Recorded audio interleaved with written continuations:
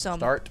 box exercises or something. And yeah, I think I'll do boxes. Let's do box Go live. exercises. Perspective theme today. Awesome. Yeah, we'll see how closely we keep to that topic. Yeah, we'll see. It's a little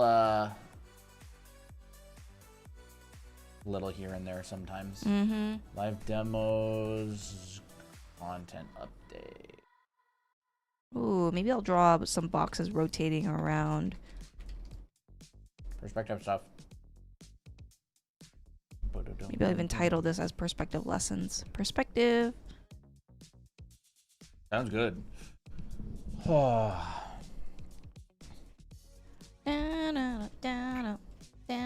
everyone. Welcome to your free art class. Yeah. Everybody's playing Tomodachi Life. Yeah. I do need to warm up, but I can't warm up if Christina's warming up because then I can't read chat. Oops. Lau, hello. Hello. Evie. It's Evie, right? Evie. I thought so. Hey, Booze V. 12. Hello. We're doing good. Mm-hmm. Hey, Dahlia. Hey, Kiai. I don't know if I ever remember how to pronounce it. Matching Thursday. Yeah, we're both wearing white today. Oh, yeah. Forgot to wear something. Hello, Carla and Genesis. Yeah.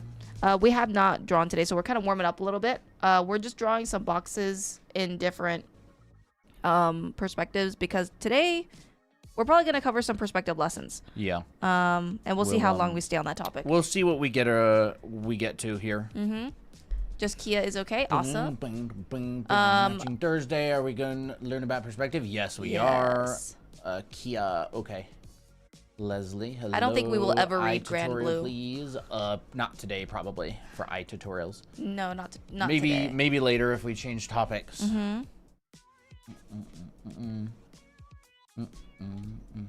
I think, as you mentioned earlier, Colton, a lot of people assume that backgrounds is perspective, which, I mean, like, in a way, kind of, but it's more like backgrounds are in perspective. Yeah, but like what's not in perspective? That's true. Like, backgrounds are in perspective the same way that humans are in perspective, that dogs are in perspective, that trees, that faces, like a face is basically just a landscape. Like if you think about it, it's kind of like imagine a person on that. Yeah, you could use a over. face as a landscape and put a camera on it, and it's like, oh, wow. You know, like I mean, the subject matters are different. You're gonna use the same tricks in different ways. So, yeah, like anything that is in 3D, anything that can be moved forwards, backwards, left, right, up, down. My hand. Yep. Yeah. This forwards pen. And backwards. Yep. Anything that can be moved or has three-dimensional, space is in perspective. Like perspective is just the logic that kind of defines how things grow and shrink and change as they move throughout the 3D space. Mm-hmm. It's not like specific to anything. It's not specific to backgrounds. It's not specific to, all that kind of stuff. Mm-hmm. Everything is perspective, like literally, like that's why so many schools start off with form drawing and perspective lessons, is because like you can't really do anything else without it. Like if you want to paint a landscape, if you want to light something, it's like, what are you lighting, right? Am I lighting a box?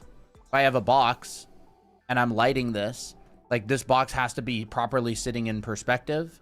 Your light is also a three-dimensional object that's moving in 3D space, right? It could be moving towards us. It could be moving away from us. It could be moving, like this. Or it could be coming straight down. If the light is directly on top of this, the shadow is just going to fall into itself. If it's coming maybe a little bit towards us, the shadow will probably be more like this. A drop shadow. Yeah, like the shadow of this box will probably be more like this. So this is in perspective as well, right? There's a light just behind this box. If we want to inverse that and make it so it's just in front of the box, we're gonna completely change the shapes that we see, right? It's like this right here is still going to be pretty dark because the light's coming in at an angle, but then the shadow is probably going to be like will just see probably that much of it, and that's it. And all I did was basically say, instead of coming a little bit towards me, it's going a little bit away from me. Ooh. And I've completely changed the side of it, right? It's like from this to this. Oh. That's perspective. Like light is a three-dimensional object that's traveling, you know, from point A to point B through the XYZ axis. And so, yes, perspective is very important no matter what you want to draw. Even if you're doing a cartoony style, if you have literally even just like a bean, this is implying perspective. It's implying that there is form. Yes. Hello, just curious, which of the 2 Anime Academy books should I get? That's entirely up to what you want. Yeah, if you want to learn the basics of drawing anime, I think book 1 is great. Book 2 basically takes that to the next level, and you can create your own characters. So we cover character design, we cover expressions, how to make your own designs and stuff like that. So it depends on what you want to learn. Any good resources for light studying? Still lifes. Look, this is implying perspective. Look, this one is in front, this one is behind.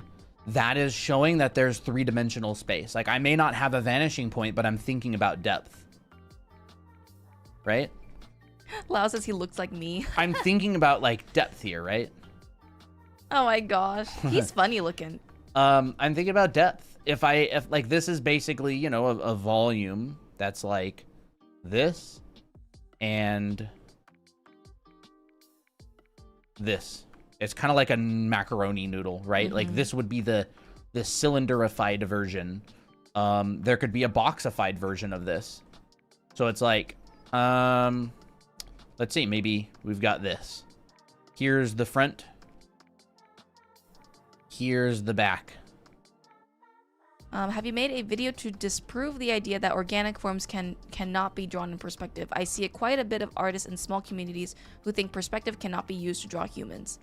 That's a very interesting I don't really assumption. feel the need to disprove it, because like I feel like they'll grow out of it eventually. Yeah. Or Like, it's obvious. Like, if it's three-dimensional, if something is in 3D space, it's in perspective. I don't really feel the need to make anything on that, because like, they'll figure it out themselves. Yeah. That they'll actually need it. eventually, you know, maybe after hearing this, like, all this same thing, like, just different ways to simplify the same thing. This is a bean, this is boxes, this is A box. cylinders, right? And this would go like This is Photoshop. this. So should I practice drawing boxes without the horizon line and guidelines, since you guys are? Yeah, that would be practicing intuitive perspective. And we're kind of going to talk about that a little bit, all right? Intuitive versus technical. So you definitely need to, like, learn the technical perspective. You can't skip that. Like, at least the basics of technical perspective, right? You got, like, a horizon line, a vanishing point, and lines come out of it. The anatomy of perspective. Yeah, it's like lines come out of it, and they get closer. Like, oops, Whoa. this would be, like, 1 point perspective. I'll zoom out so people can see, right? There's, like, a box in 1 point perspective, right? It's kind of like that. This is a hard line to get. Yep, you're in an awkward angle. Just There a it question: is shapes helpful for drawing anatomy? Well, what do you mean by shapes? Yeah, I don't know what you mean by shapes exactly. Like square, circle, triangle, Or box, cylinder, and sphere? and I have another question. How can you draw anything without shapes? Like, what other than shapes do we have when we're drawing, right? Right. This one is wonky as well. There it goes. Right, and those will match up, and that would be like a box in 1 point perspective. The tablet's weird today. Okay, and that's like the technical side, right? And we could talk a little bit about this. Like the basics of perspective is, if something is close to us, it appears larger than if something is far away from us. There is perspective, right? And as this thing gets further, eventually it gets so incredibly far that we can't see it anymore. And it vanishes. It's Team Rocket, right? They get blast off, and they go, and they go, and they go, and then ding, ding, they disappear. That's a vanishing point. It's just when something gets so far, you can't see it. You could have a vanishing point here, down here, up there, over there. Like, it doesn't matter. Like, if I throw a baseball, this is how I usually explain it. If I throw a baseball I could throw that baseball in any direction and it could get far enough away that it would disappear. If I threw it at the ground, obviously the ground would stop it. But if I'm floating in space, this baseball could get thrown in any direction and it could go so far away that I just can't see it. It's like too small, right? So when something is sitting on the ground, like here's our ground plane.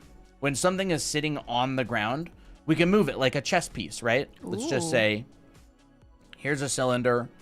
And we can move this cylinder around. I'll make actually, I'm not going to make a new layer. Let's just do that, right? It could be here. Just think in terms of like chess, right? It could be there or it could be there. And so if this chess piece slides on the ground and it gets so far that you can't see it anymore and it's still touching the ground, that's the horizon line. That's where it vanishes into the horizon line, all right? So we'll go here and we'll make a little vanishing point up there. This is my horizon line. It's basically like if you have a baseball and you can throw it so far that it disappears, imagine if you have a giant sheet of paper, right? A giant sheet of paper, and it can go and it goes so far that you can't see it anymore. That's the horizon line. It's like this flat line that represents the points along like a single axis, right? Like X, Y, and Z, like what Christina drew, like this. Mm-hmm. It represents a single axis as far as it can go away. Like it vanishes. And we just draw a line there. So again, if I have that chess piece, right? And I move it. And I move it. Eventually that chess piece is going to get so far that it disappears. On the horizon line, right? Because it's on the ground. And that kind of sets the basics for like our 1, 2, and 3 point perspective. So we have this infinite ground plane that stretches, and we have a point that we've decided like arbitrarily. Like, I guess it'll be there. I guess like if I have a line, right, and it's going away from me, eventually it's going to get so far away that you can't see it anymore. And if I have like a sheet of paper, right, eventually it's going to get so far that I can't see it anymore. But we don't have pieces of paper that long. So it's usually just like this, right? And if it's standing perpendicular, like 90 degrees to your ground, that's our sheet of paper. If we turn that sheet of paper into a box, like if we pull it out, put a face on it. Yeah, this is what it looks like. So one side is facing us and one side is going away from us. And if it were long enough, it would eventually go so far we couldn't see it, right? We can't see it anymore. But we don't have a piece of paper that long. We just have a box, right? And that's kind of like your basis for how a vanishing point and a horizon line work, right? So we can like test that out and just be like, all right, so what if I had something sitting on the ground? Okay, a box.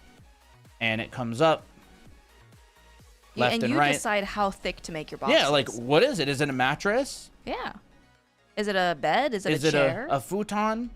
Yeah, is it something that's really tall? Is it like a building that goes up above us? Like you decide. It's like, how thick do I make the box? What is it? Yeah. If it's my tablet that I'm drawing on, it's like really, really thin. So anyways, let's just make it like a bed. Here's our bed. A bed would be fun. Out of curiosity, will you be discussing about how to project proportions into perspective by using measuring lines? I would love to see a few examples of the technical method from your channel. You mean like projection lines in order to like go from like a top view to a side view? No, that's way too much complicated for if that's what you mean. That for me, like that's way too complicated to get into today, because that's like, you know, you take a 14-week class, that's like week 7. Like you've spent like 200 hours on homework by the time you even reach that in like a normal class, like in a design school or an industrial design school. Benji says, funny talking about perspective, found Gene Bond in a manga Discord. He's a cool guy. That's awesome. Funny. Yeah, That's Gene's funny. great. He's really, really good at perspective. So we pull it out, and there is our mattress, right? It's a pretty long mattress. It should be a little bit shorter, but there's our mattress. I guess it's a king, maybe it's a king size. it's a king facing size us. mattress. So like that's the concept of it, right? It's like we got a piece of paper. If one side is by us and one side goes away from us, the side that's going away from us is going to be smaller.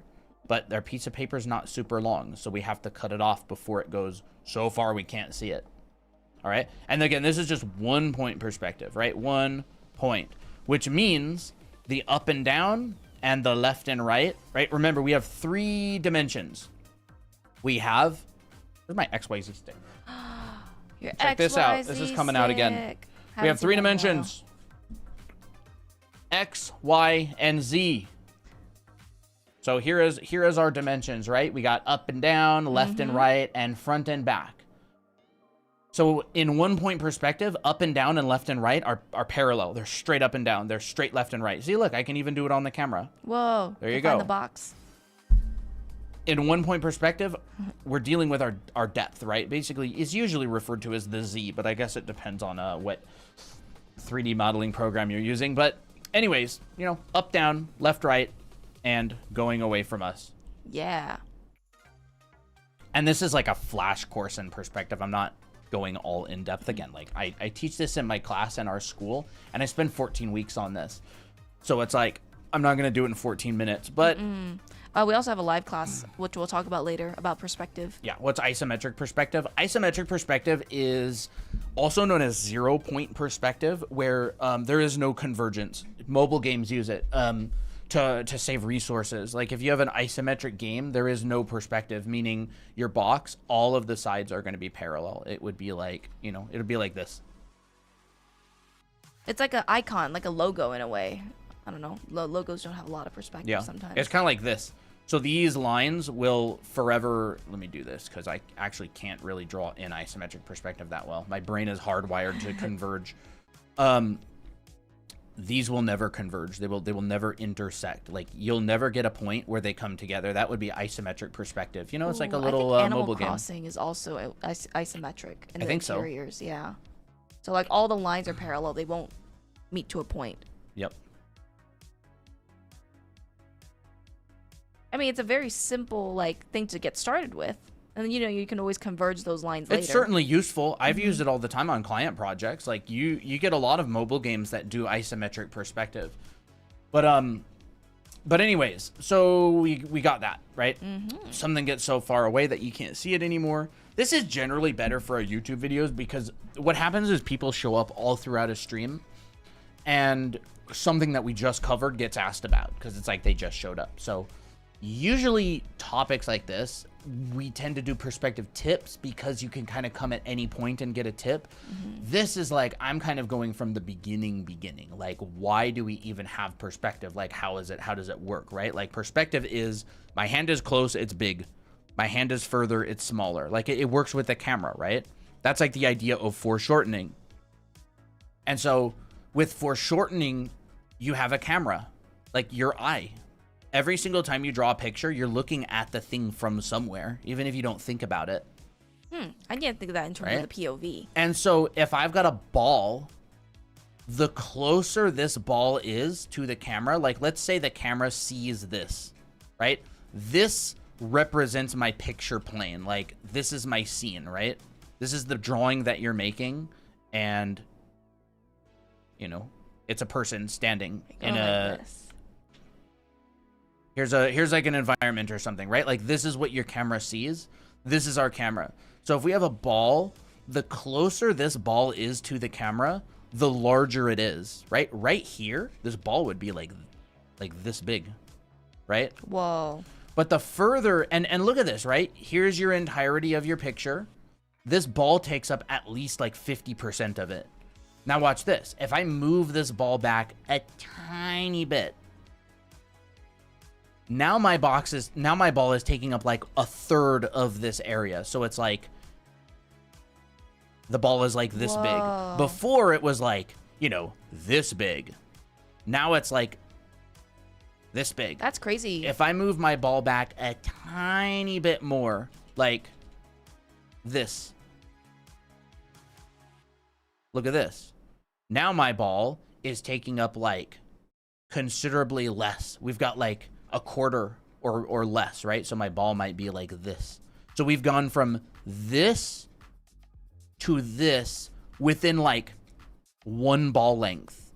Wow. It's super fast, right? We've gone from this to this in 6 inches. Does that make sense? I think it makes a lot of sense. So the closer that something is to your eyeball or your camera, the faster it gets bigger until it completely covers the thing, right? How would you get this? Would you even say it's almost like the inverse square law? It is. It's exponential. So here's the thing about it, right? This is like exponential. So if I'm out here, like let's just keep going, right? If I'm out here and I've got the ball, right? And I've got another ball. Look at this. This ball takes up like, oh my gosh, so little of this. It's like there. It's much, much, much, much smaller, right? It's like this. This ball, which is like, let's just say it's like two extra ball lengths away from this ball. It's not getting tiny as fast as when it was up here, right? One ball length, like halved the size of the ball, but back here, one ball length only shrinks it a little bit. Interesting. And so like the further, like look, right? Big giant hand,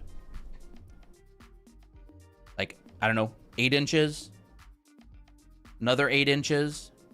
But now as I keep going back, look, like 3 feet, 5 feet, it hasn't shrunk as much as when it was next to the camera.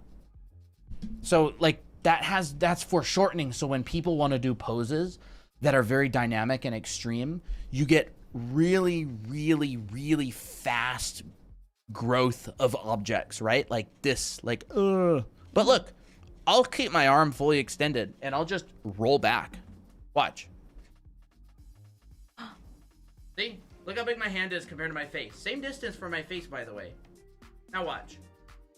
My thumb. Look at the thumb. Now my thumb is half the size of my face, and I haven't bent my arm at all. So the further I get away from the camera, the slower it starts shrinking, right? It's like this exponential curve. And so everybody wants to do illustrations where they do these really dynamic poses, like very close to the camera lens, but they've like literally never even heard of this. Like, how would you be able to capture that effect if you've never even heard of this stuff? This is like what I think of when I think foreshortening is it's like how far away from the thing is my camera. And so like with a box, you'll get one box that's like this, right? Is this about how to drop backgrounds in perspective for people? Like this. This is anything that exists in 3D applies to this. Mm-hmm. Right? We have a box, and then we have another box. Whoa. That looks a bit different than the first one. Like, maybe something like this. Like, why do these boxes look so different? It's the same box, but they look very different. This one is close to the camera. This one is like, I don't know, here. You know, like this. And this one is like further away. Yeah, it's like here. I'm kind of guesstimating, but like in my mind, that's what's happening, right? This box is I'll switch the sides of them. There we go. So box A and B, box A and B.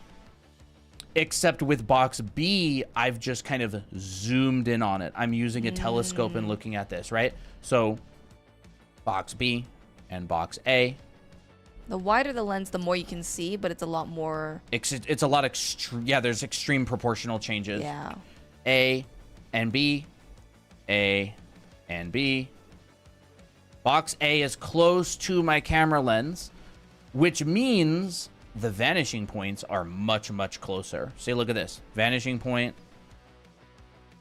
I love the cause and effect of this. Like vanishing point. Wow, they're very close. 3-point perspective. Like whatever. Vanishing point down there. This one is like vanishing point. Wow, the distance is crazy. Vanishing point. Vanishing point way over there to the side. So the closer your object is to the camera and your camera is like looking at it wider. Obviously, if this camera were this, the box would fill up the entire shot. It would be this. Mm-hmm. Or where's that Rubik's Cube? And the closer that your object is to the camera, the closer the vanishing points are going to be together. So these vanishing points are going to be quite close. These vanishing points are going to be much further. You're like zoomed in. It's like looking at it through a telescope. So like the artist that we talked about yesterday, This artist used wide lenses. Like, I noticed that. What does that mean? It's more like this one than it is this one. We even found out why, or we even found the vanishing points of this shot, right? Like, there was one that was like, I don't know, here and there. Where's our little drawing of it? There we go. Nope. Well, maybe it was moved. Yeah, it was moved. It's that layer. You just got to move it down. There we go. Is that right? There's a vanishing point. Here's a vanishing point. Pretty close together. They could be 3 times as far apart, but you wouldn't see very much of the room, right? You would only see, like, if we moved those vanishing points together, or further apart, sorry, we would be zooming in, because the vanishing points are technically the same distance away. You're just seeing closer. You're just cropping it in. Now imagine, you know, this. Crap, I did it again. Now imagine this. Wow, there's a lot less convergence. Yeah, like the relative distance of the vanishing points, because it's a little bit of a tilted horizon here. Oops. We'll do this, and we'll do that. Is this, right? We got a vanishing point. We got our perspective lines like this. So you're literally zooming in. Because vanishing points are always 90 degrees from each other, at least if you're drawing a box. But we'll talk about that another time or later in this stream. Because, again, it's like perspective is there's a lot to it. But as soon as you kind of learn all of that stuff, you're just repeating the same stuff over and over and over. Mm-hmm. And so, like, look at this. We've zoomed in. And we've zoomed out. Am I in the right layer? Yes, I are. And we've zoomed out. So let's take this one and go down here. Same distance between the vanishing points, but you're looking at more. So, like, relative to the size of the canvas, your vanishing points are closer. Like, oh, my vanishing points are 1/2 of my image away, right? So it's like, Interesting. like that, or maybe less, like 40%, right? This is very hard to just only see it and understand it. Like, you have to also do it. That's why perspective class exists. Like, you have to practice this stuff. It's like, you don't hear this and then you can do it. You hear it and you practice it a lot and then you can do it. It's like learning how to skateboard or learning how to ride a bike. It's like, you don't watch a video of somebody riding a bike and you can ride a bike. You can kind of pick up a little bit of things, but so like the relative distance, right? The ratios. So this one is, you know, 2 entire canvas lengths away out here. And this one is like, you know, like a quarter of it or something. Like 50% up. This one is in the shot, and this one is 40% of the shot away. So it's like, that's why it's such a wide lens. It's like, that's what I was talking about earlier, right? And this is like the technical perspective. This is the confusing stuff that you really have to practice a lot in order to do more intuitive stuff later. Like, yeah. And if you're confused, this is why I said earlier that this stuff is covered in a 14-week class with homework in every single week. And I'm talking about, like, you're drawing like 600 boxes in this camera lens. You're drawing like 600 boxes in this camera lens. It gets ingrained through repetition. You have a lesson on one topic. You do it 500, 600 times. And then you have a lesson on the next topic and you do it 500, 600 times. That's why perspective is so hard, is because you just have to do it so much. But, I mean, look at this artist. They're using it. They know what they're doing. They're obviously using a wide lens. Look at this. The foreshortening between this character and this character. Look how fast that head gets small. It's that camera with the ball thing that you were talking about earlier. Here's my hand. Here's my head. Yep. Like, imagine my hand was her head and my head was her head. Big. Small. Very fast. They're literally only one table length apart. Like, this is a table. This is not like a football field. This is 6 feet, 2 meters. Wow. And it gets that small. Like, if I take her head and put it over top of here, it's literally like her half of her face or less. It's so interesting because in the context of this image, like they're the same sized heads, but like because of the camera, one head is vastly like larger than the other. And that immediately tells me, I'm like, if the people are close but they're very different sizes, I'm in a wide lens. Oh. If the people are far but they're very similar sizes, I'm in a long lens. I'm looking through a telescope. Like, you ever see those pictures where it's like, you know, the wolf and they're like howling on the edge of a cliff and there's the moon and the wolf is like here? Like, they're using a telescope to look at the wolf. Like, they're really, really, really far away. Or you see those like debate photos online where there's like an airplane and there's like another airplane and it's like, oh my gosh, these planes almost collided. And then there's like another one like, I don't know, right here. Oh. Like those debate photos online. Like, they're actually like a mile apart. You're just looking at them with a telescope. The foreshortening is super... Wow. They had them a lot more in like the early 2000s, I think. But I never seen those. That's why I'm like, huh? very long lens. So it's like, it's just kind of interesting how that works. So anyways, that's a little bit on foreshortening. So we are live, by the way, on YouTube. You can go and rewatch this video in its entirety from the beginning. We're not covering perspective in its entirety. That is a lot. I'm just kind of doing little spark notes on concepts, and then you can become familiar with these concepts. So when you hear them later or you take a class, you go, oh, I've heard that before. I think it kind of works like this. And you like reinforce it. Remember, it's all the repetition. It's repeating, and you get it that way. Yeah. You got to understand like, oh, here's where my horizon line is. Here's where my vanishing point is, XYZ and XYZ. How do you draw a set of boxes with multiple different vanishing points other than eyeballing it? Well, it's a little intensive. It's like calculating it is a little bit intensive, and it has to start off by saying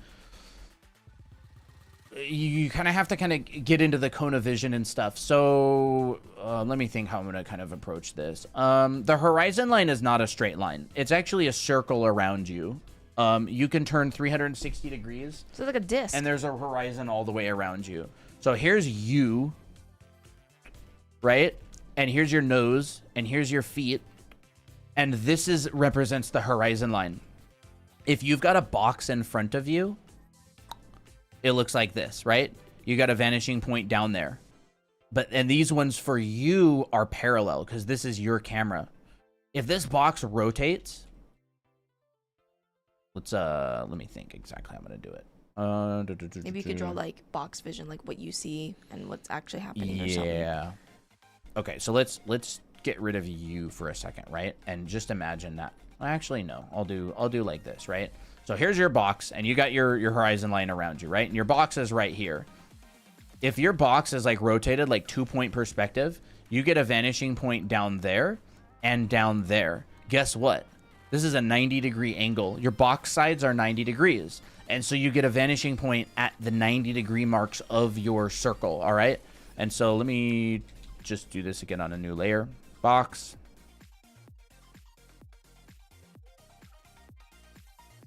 -90-degree points.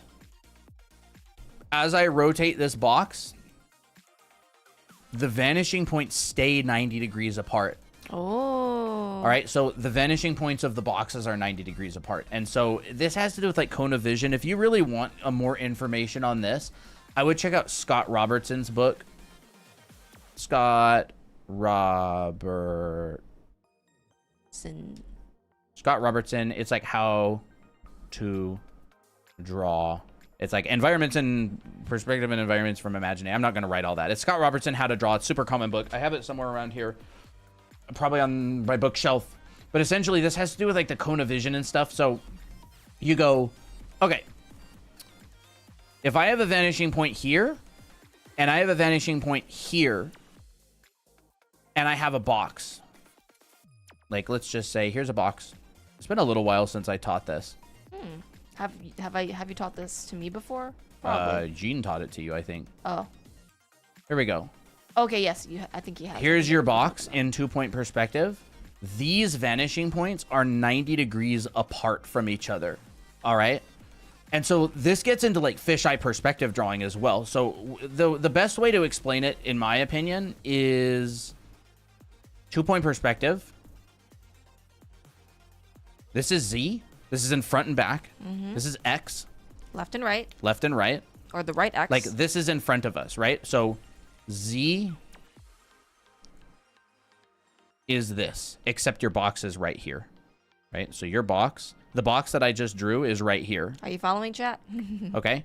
This is, because this is you, right? This is front and back, which is Z.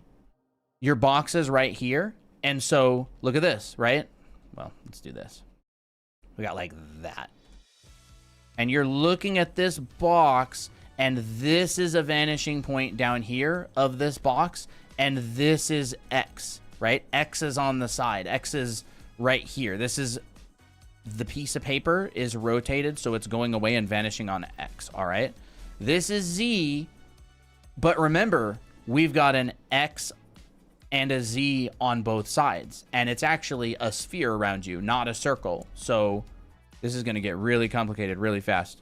Oh, hang on, chat. Okay, That's why we have a live class on this. 3D version of this is this, all right? Z, X, X, because X is left and right. So this is X, but this is also X, because X goes from your very right to your very left. And Z goes from in front of you to behind you. And Y goes from above you to below you. So you have this sphere around you that's X, Y, and Z. If you've ever worked in a 3D modeling program, you'll know what I mean. Different modeling programs will have these as different things, though. I'm mostly familiar with, like, Blender. Right? There is this sphere, X, Y, and Z. It's 3D. All right? And so the box has the 90-degree vanishing points, right? And here it is. It's going to Z and it's going to X. Now, check this out. It's a little bit of a weird way to explain it, but it'll tie fine. back together. All right. So if this is Z and this is X, what happens if we come over here? What's over there again? We get X again, because we're looking right, we're looking straight, and we're looking left. We're going like this. We got a bot. There's that, and there's that. Where's that? Oh, that? Okay, so. And then I'll move. Okay, there we go. Feels Here's like this. math class, but it's so interesting. Okay. It's the interesting So we've part got of math. left X and right X. Guess what? On this side, we've also got another 2-point perspective. Ooh. There's a box. So this is a box. I'll literally, like. All right, where's my room? Yay.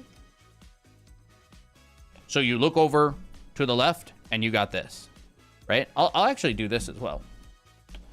So if I have a box right here, this box is rotated, but if I had a box looking straight, right?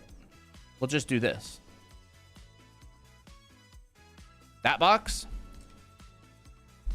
This box. Yep. Here's my Rubik's Cube. Watch. Wait, you can see the other side now. Oh my gosh. You can see the other side. You can see the other side. All right? So I've moved it from here to here. And so if you're looking forward, right, for you, chat, this is the Z-axis because you're looking straight down, straight and down. And also up and down, right? So this is actually how, like, a fisheye lens works. So if you go left and Someone right. was asking about fisheye earlier, but Yeah, fisheye gets into a fisheye's lot of stuff. Complicated, right? So There's up. This is a circle. This is a circle. Like that. So fisheye perspective is essentially 2-point perspective going up and down, left and right, down here, and like this. So these are all 2-point perspectives, up, down, left, right, those. Except in fisheye perspective, because we have a curved lens, it doesn't quite look like this. It actually wraps. So we're going to get Z in the middle. those are going to be straight. These are going to be straight. That's a vanishing point. And the reason is because, well, if you look at a circle in a side view, it looks straight, right? If I take a circle and I look at it, and I have like this, and I look at it from the side, right? Let's say like this is my circle. Let's just draw it in like red. If I look at this in side view, it looks like this, right? Oh yeah, that's a cylinder, There's right? my Dr. Pepper. and here's my Dr. Pepper.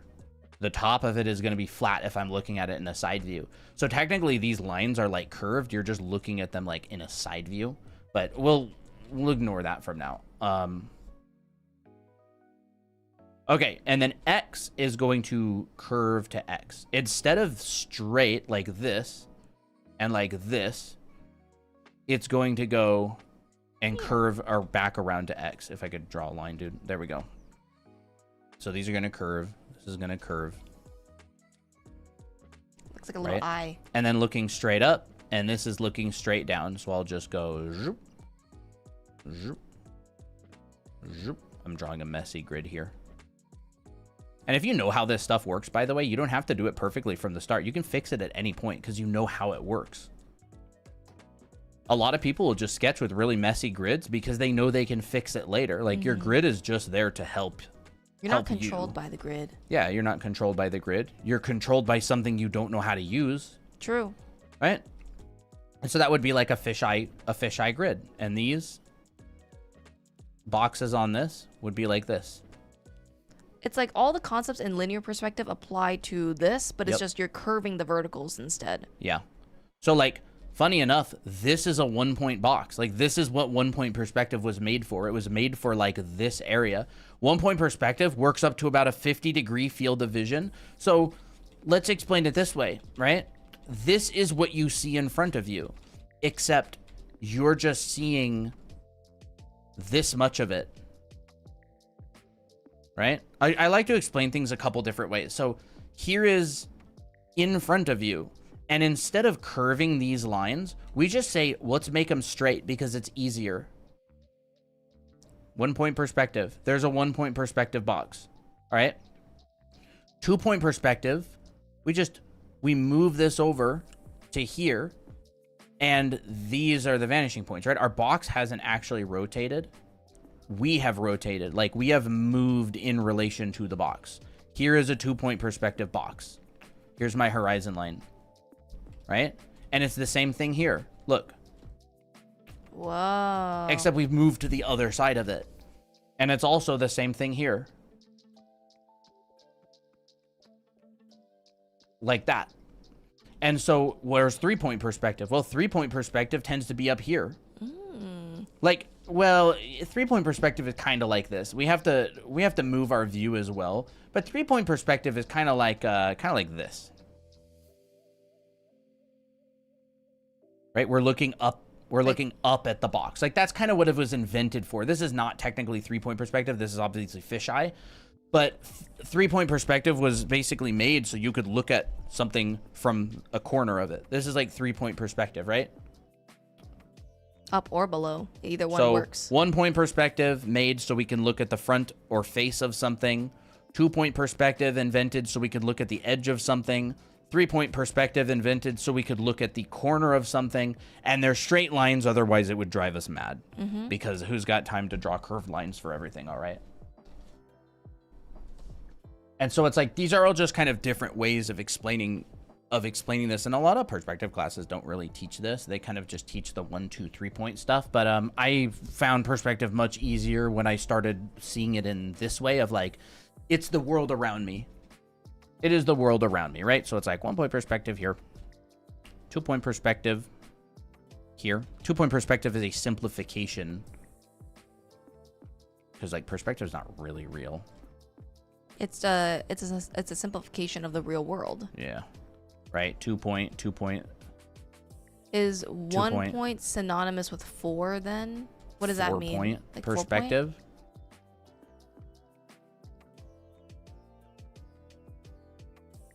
If you have 4-point perspective, in my mind, would be a rotated fisheye lens. So, like, you wouldn't be looking... This is way too complicated to get in during this stream, by the way. But you can actually rotate this. Like, this is where it gets really crazy and cool, right? Imagine you have this. Turns out the fisheye we were searching for was in us from the start. I guess you could say it like that. Yeah, like... I'm telling you, like, this stuff can be learned, and you can apply it in your artworks, and you will literally get camera lenses that look like this. Like, this is the coolest thing, in my opinion. Just so cool. Right? this would be your perspective grid and a fisheye lens. They look like spiders. Yep. So like this is a 45-degree rotated like fisheye lens, which means here's a box. There's a box. So I've basically gone, the last fisheye lens was looking straight like this. If the camera in front of me was a fisheye lens, it would be this. The new one that I drew is this. I've rotated the grid so the center of my camera lens is looking at the edge of this box. That's what this looks like. And then since I didn't rotate it the other way, it's like this. And then this is literally below us. And so if this box were to pass us, it would look like this. We see the back side of the box. Yeah. Like that. And then if this box were to go down here, like this is actually my horizon line now. My horizon line used to be here, but I've taken my camera and I've gone, I'm gonna look down. So now my horizon line is being affected by the lens, and it's right there. And like if you've ever seen a city shot like this, that's what it is. You know, these all converge over to there. But like again, I'm not gonna teach how to do this on this stream. This is just like a sneak peek of, as to, you know, what It's more can just- you do? Perspective is so fun and cool because it can change so much stuff. It's almost like the lighting or the mood. Oh. Like I kind of think about need to try changing perspective as like a way of storytelling in a different way. Right? There's our boxes. This is straight. So the center of the lens did not move at all. It's just straight.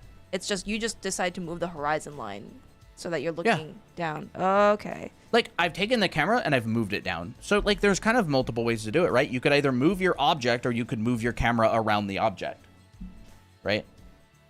Yeah. Like you can rotate this. Or you can move Or the you camera. could move the camera around the object. It will still change the orientation of the object.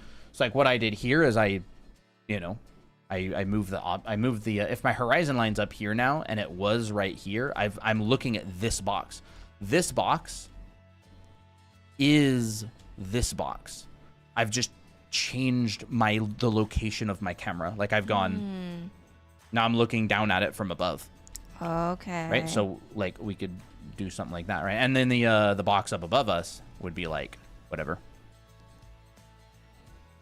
Like this. It'd be very, very distorted. And then this one wouldn't be too distorted. You know? So this box is this box. This box is this box. And then this box is actually below us. So this box would be right here. You would get like this. I'm drawing it at the wrong scale. There we go. You would get like this. You'd actually go outside of the... It'd be like this right here. So we got box A, B, C. A, B, C. In front of us, below us, behind us. In front of us, below us, behind us. So it'd be like that. I'm drawing them at a totally different scale, but we're not really going to go into fisheye lenses. It's just you kind of have to get past all of the boring stuff in order to get into fisheye lenses. And it's pretty important. Pretty important, but it's really fun later on, in my opinion, because you can do a lot with it. Can you make an example on how you can apply it when drawing humans? When drawing humans, I would say understand the forms of the body, and if you can simplify it to boxes, you can add it into a grid. That's how I would approach it. But drawing people in these kind of grids is hard. Yeah. So the grid changes if we move, but not if the object moves. You can draw a new grid for the object. It's like the grid is imaginary. You can draw it any way you want. I would say draw it in the most helpful way. If you understand how it works, you can go, in this situation, I think it would be easier to draw a grid like this. Like, you know, I could draw a grid and then put the object in it, or I could draw the object and then draw a grid around it and go, oh, I'll draw like a 3-point perspective object, maybe, like something like this, right? And then I'll just go, oh, here's my convergence, here's my grid. And like I could reverse engineer it that way. So it's almost like the grid is imaginary. You use it in a way that benefits you, like that makes it make the most sense. So, you know, then we go here and it's like, this is the, whatever, this is the house. Now I think I'm understanding Omao's perspective thingy with that person Yeah. on the balcony. There's an artist who uses this a lot named Omao. Omao images. They do this kind of stuff with anime style a lot. Like this image right here, you might have seen it online. There's other stuff. Ooh, that one's a fun one. These are all fisheye lenses. Like this is a tilted horizon fisheye lens. You're kind of looking straight at it. This artist uses these kind of things a lot. Like this is literally the lens. Cool this is actually the lens that I basically just drew. This one down here. Oh, yep, See? that's it. There it is. That is it. That's where the picture would fall on this lens. Wow. Relatively, like it's close. Like maybe like that, or like maybe more like that. My grid is not completely accurate because I'm drawing it fast. But like if you know how it works, you can fix it. You can fix how it works, right? And anything past the edge of the circle, kind of like almost like this. It's like a really weird.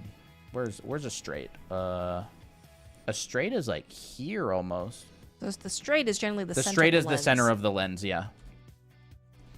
Any line that goes through the center of this circle is going to be perfectly straight. That's how you can find the center of your camera lens when you're drawing in fisheye.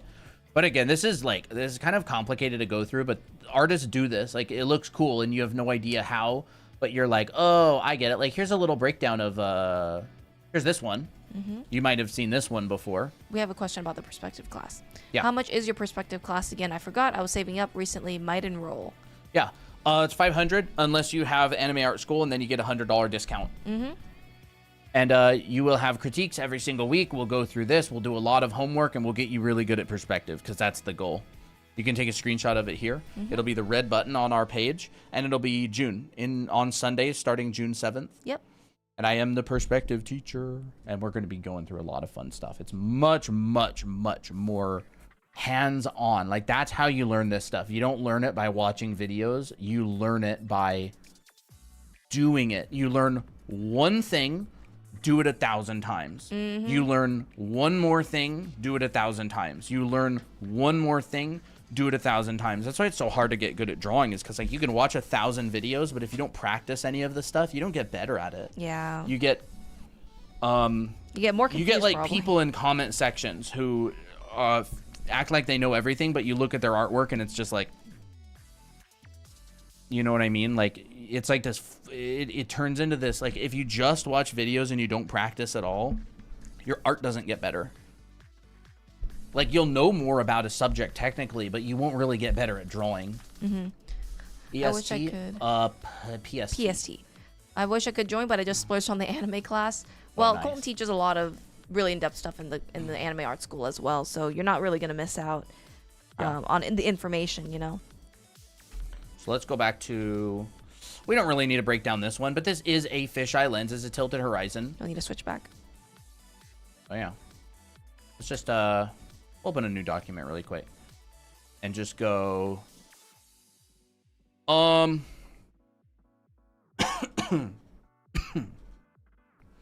Here's my horizon line. Why? Because how high is my eye level? Like, I feel like I'm looking kind of straight at this. I can also look for straights. Maybe my horizon line is about here. I'm looking for these straights, right? I'm looking for what is at my eye level. I'm looking down at this shelf. I'm looking up at this shelf. My horizon line's got to be both in between here. And I'm looking up at this box. Okay. It's got to be in between here and here. I'm looking up at this box. Looking for the Got to be between here and here. Right? Like, I'm narrowing it down by thinking, what am I looking up at? What am I looking down at? And it's like, there or so. Doesn't have to be perfect. We can fix it later. Like, we can make a decision later. Okay. Vertical. Let's look for a straight line. Is this a straight line? This looks like a straight line to me. And my verticals have to be 90 degrees to this horizon line. So let's go maybe about here. 90 degrees. Oh. Okay. So now let's just find these. There's that. There's this. This. This. That. This is the grid that this person is using. Well, it's like a very zoomed in version of the fisheye grid. Yeah, so here's my Z. And it's like this. A little bit. It feels like they're using some sort of a curvature. Their camera lens might be tilted a little bit.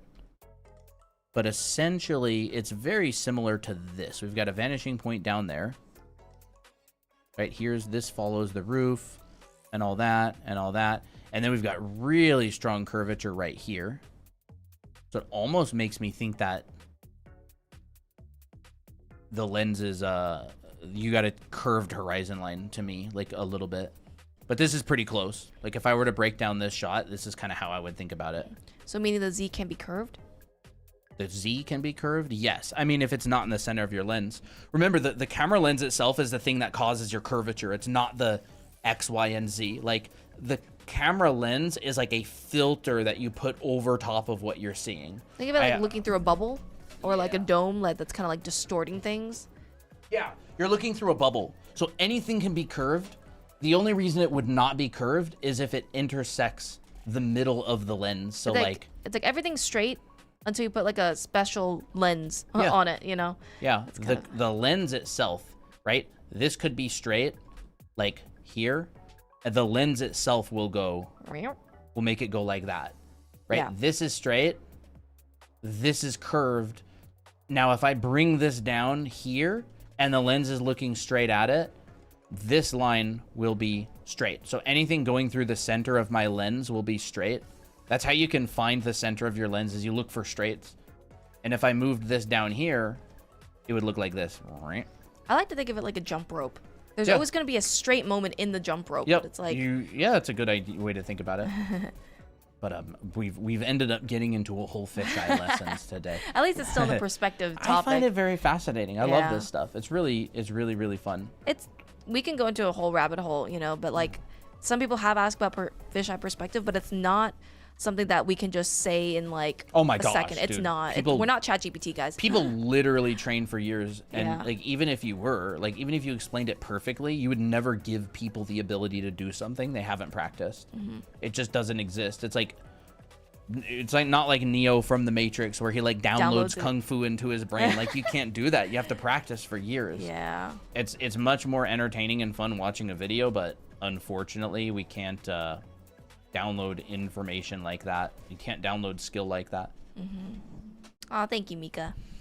But I mean, it's fun to learn about, right? And like, you do need to know it. You just also have to pair it with practice and assignments. And like, we don't really give assignments on live stream. That's one of the big differences between our classes and our streams, is that the classes are designed to actually get you better by teaching you content and then giving you assignments on it to practice. Our live streams we give you information about stuff. Yeah. Which doesn't actually improve you. It just kind of expands your knowledge on a subject. Because it's just not the kind of thing that people are looking for in a live stream. Like it would be a waste of our time and yours. It would. Most people look for quick epiphanies because it's like simple. It's easy to digest. But like when you sign up for perspective classes or whatever, it's like you're getting the full deal. On your perspective class, will there be fisheye too? I doubt it. I'm telling you, like, fisheye lens stuff, I went through all of FZD. I worked professionally for 5 years as an artist, and I also went to art center, and I never learned fisheye perspective in any of those. I worked professionally for years without ever knowing fisheye perspective because you don't need it. Like, you don't need it for most situations. I would say it's almost like if you're learning anatomy and you're taking a general anatomy class, you're going to learn, like, the most common muscles that you would most likely use in any situation. Yeah. Like, but if you're going to you could be a professional character artist without knowing all of the nuances of muscles, exactly. Yeah. But, like, fisheye is more of, like, a specialty thing. Fisheye is very specialty, Yeah. But I like teaching it kind of backwards, forwards sometimes, too. This is 3-point perspective. I used this to get hired professionally in 2016. Do you ever draw a character from different perspectives, above, below, just for practice? Absolutely. These ones. These exact kind of things I'll practice. And then I'll like turn these into organic characters. I didn't with these, but I did with like this one right here. I should do a lot more of this practice, honestly. It's really Same. good to do. But yeah, absolutely. Rotating objects in the mind and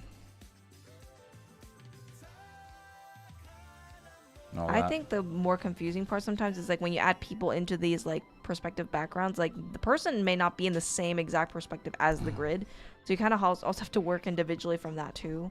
Yeah. Which is interesting. Do you ever draw a character? Yeah. Is it possible when the box above the horizon line, but we can see the top face of the box? Yes, if it is tilted forward, but the horizon line of that box is no longer the horizon line, right? It's now a tilted box. So it's like,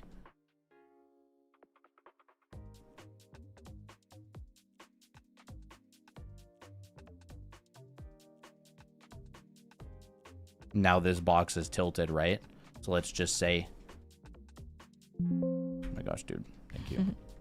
Photoshop tweaks out sometimes. I don't like that whole alt key thing. It's really annoying. Actually, let's do this.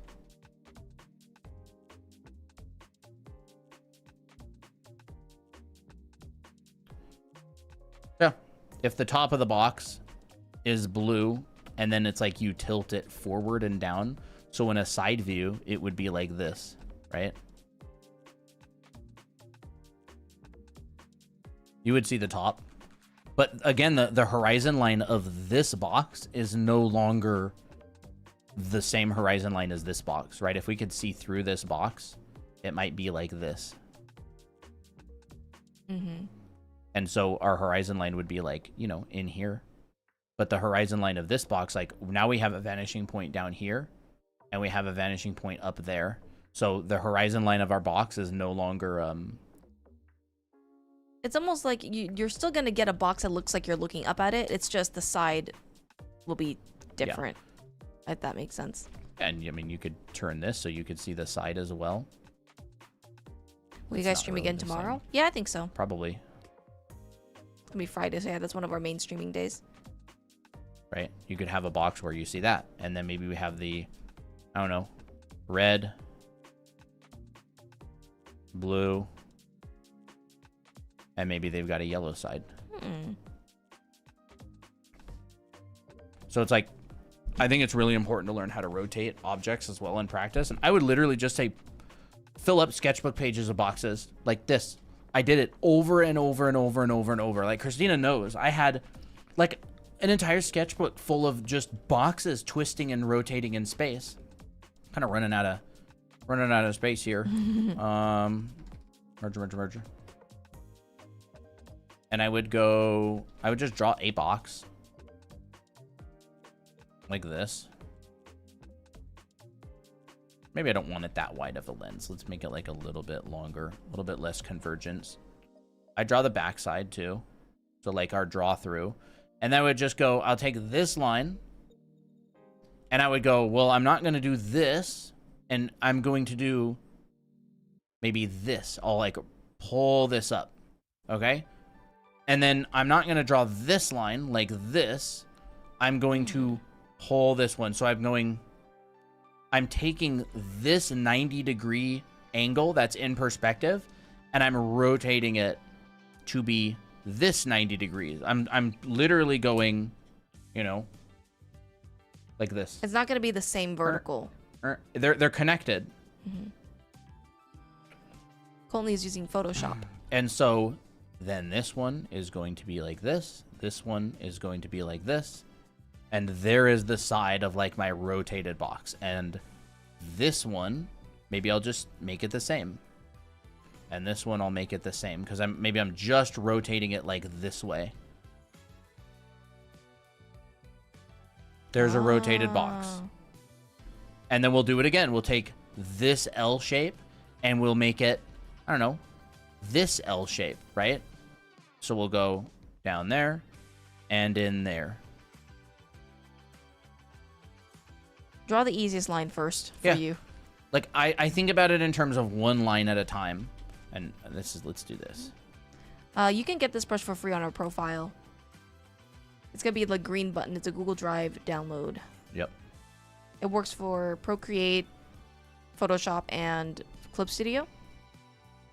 And now I'm gonna take this line and I'm going to make it this line. I'm just kind of like incrementally rotating it. Yep, in our bio. You'll find a perspective live class there too. See? Like I'm taking this face and I'm pulling it around in this exercise. And then of course, you know, with design in mind, I'm going to like reinforce this. Maybe I'll go, you know what? Let's pull this one up a little bit more and emphasize that stair stepping right there. Wasn't that the alarm earlier? Uh-oh. All right. We do that. Nah, this one's not right now, right? Like, this one's a little bit odd. So what I'm going to do is this. I'll take this whole box to make it clear. Like, I'll just pull it up a little bit. There we go. Now I have a little bit of breathing room. So we're rotating that, that. And then let's just take, you know, this line, and we'll just go, move it over one more. Up. Over. Boop. Boop. Boop. You know? There we go. It's like I'm taking this box and I'm trying to rotate it. And we could do that with other things, right? Let's draw another box. And let's try to rotate it in a different direction. So maybe we'll do kind of like mostly 2-point perspective. And I'm not really doing draw through anymore. I kind of forgot to do that. Let me be a good example and draw through these. Draw through is when you can see the backside of something as if it were see-through, like a wireframe.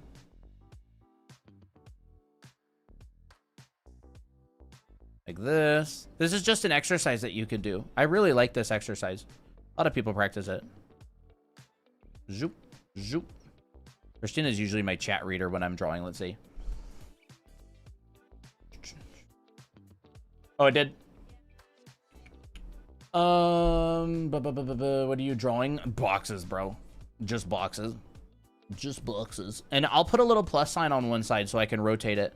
So we'll just go like this, right? And now let's do it with this. Okay, so this right here, let's actually do this. Like, let's just kind of set my verticals just so I have a little bit of guidelines. I'll just draw like these really light lines just so I don't have to think about it too much. Okay, this L is going to become this L. All right, let's do that, right? So this L is going to become, too close. Let's do this. This L. All right.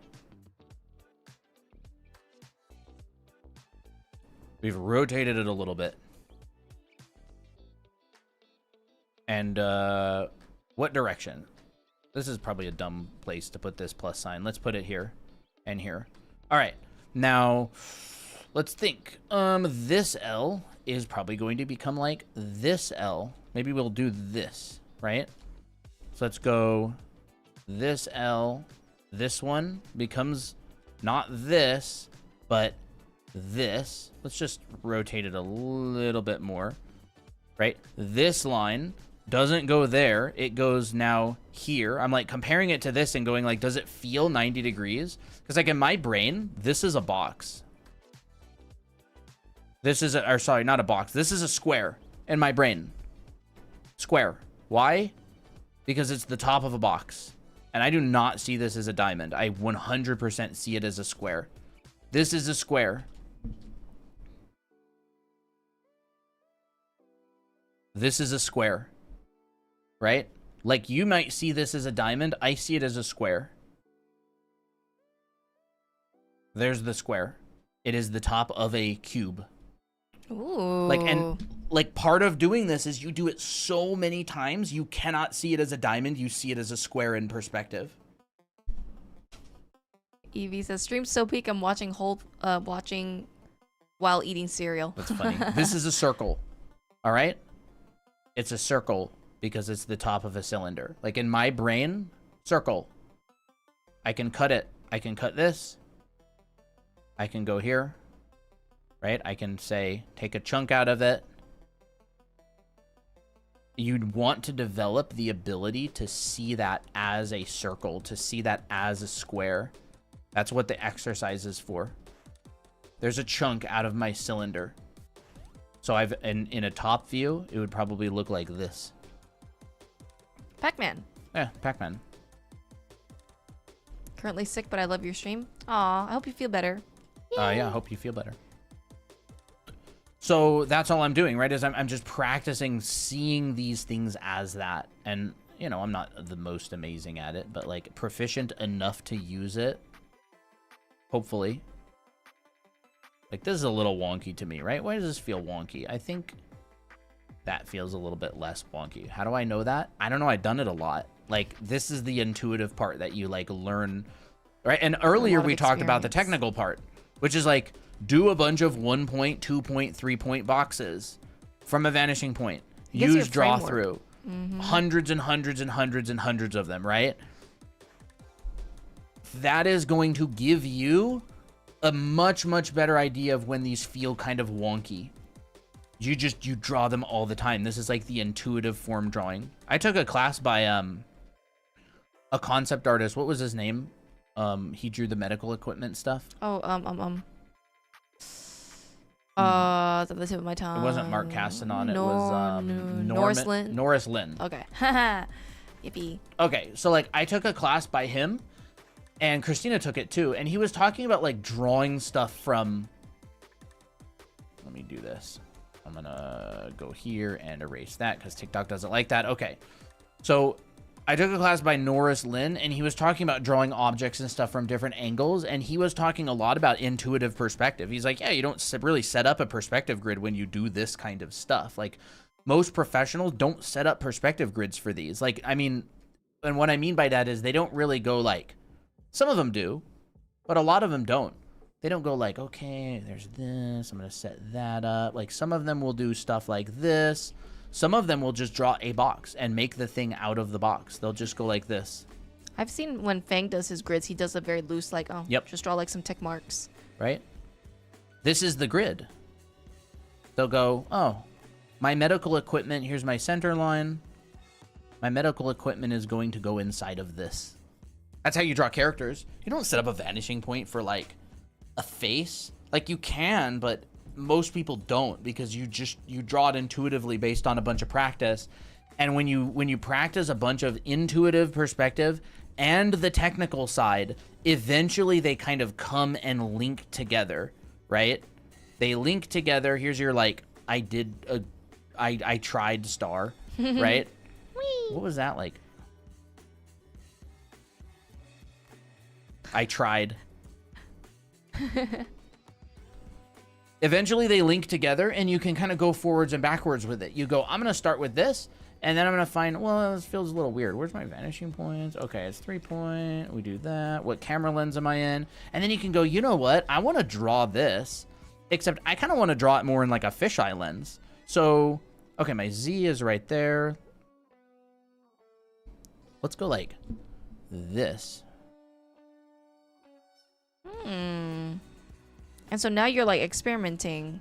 See, like I'm drawing the same box, except this one right here, I'm kind of drawing in a fisheye. Like this is my Z. So they're straight. They're coming from the center of my camera lens. This is, you know, almost straight because this is the center of my lens. And then this one kind of wraps around like that. Or maybe it's not. Maybe we'll do like this. So like you can learn how to draw these same things in different camera lenses kind of intuitively. And then if you really need to, you just set up like a quick little, you know, perspective grid, like a fisheye grid. You're like, okay, I know I'm going to draw it kind of like there. You want to know who does this? Who? TB Choi. Yeah. Everybody does it. Well, first off, everybody does it. But secondly, right, we'll just go like this. How do you encourage yourself to fill up a whole sketchbook with these boxes without feeling too scared of the outcome? Or is that just something you train while drawing the boxes? They're all throwaways. Like the point of the drawings is not to make good boxes. The point of the drawings is to get mileage and experience. And so I really like what Ian McKegg said. I took a class from him, and he said, you just write, this is a bad drawing in Sharpie at the top of every page. Like, just, this is a bad drawing. Or it's now like, I can fail on the page. Yeah, you can even say like, oh, it doesn't have to be perfect. Like, just write a note for yourself to remind yourself, like, the point of this isn't to make it look perfect. In fact, it's kind of impossible if you've never done it before.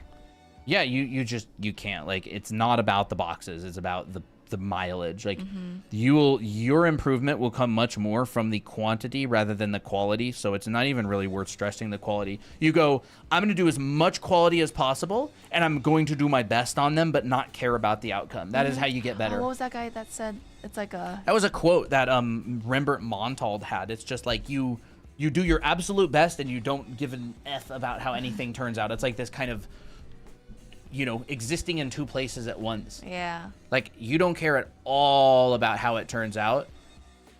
Okay, so this box that I drew is right here on the grid.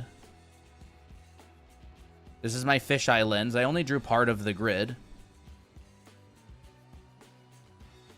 This box is this box.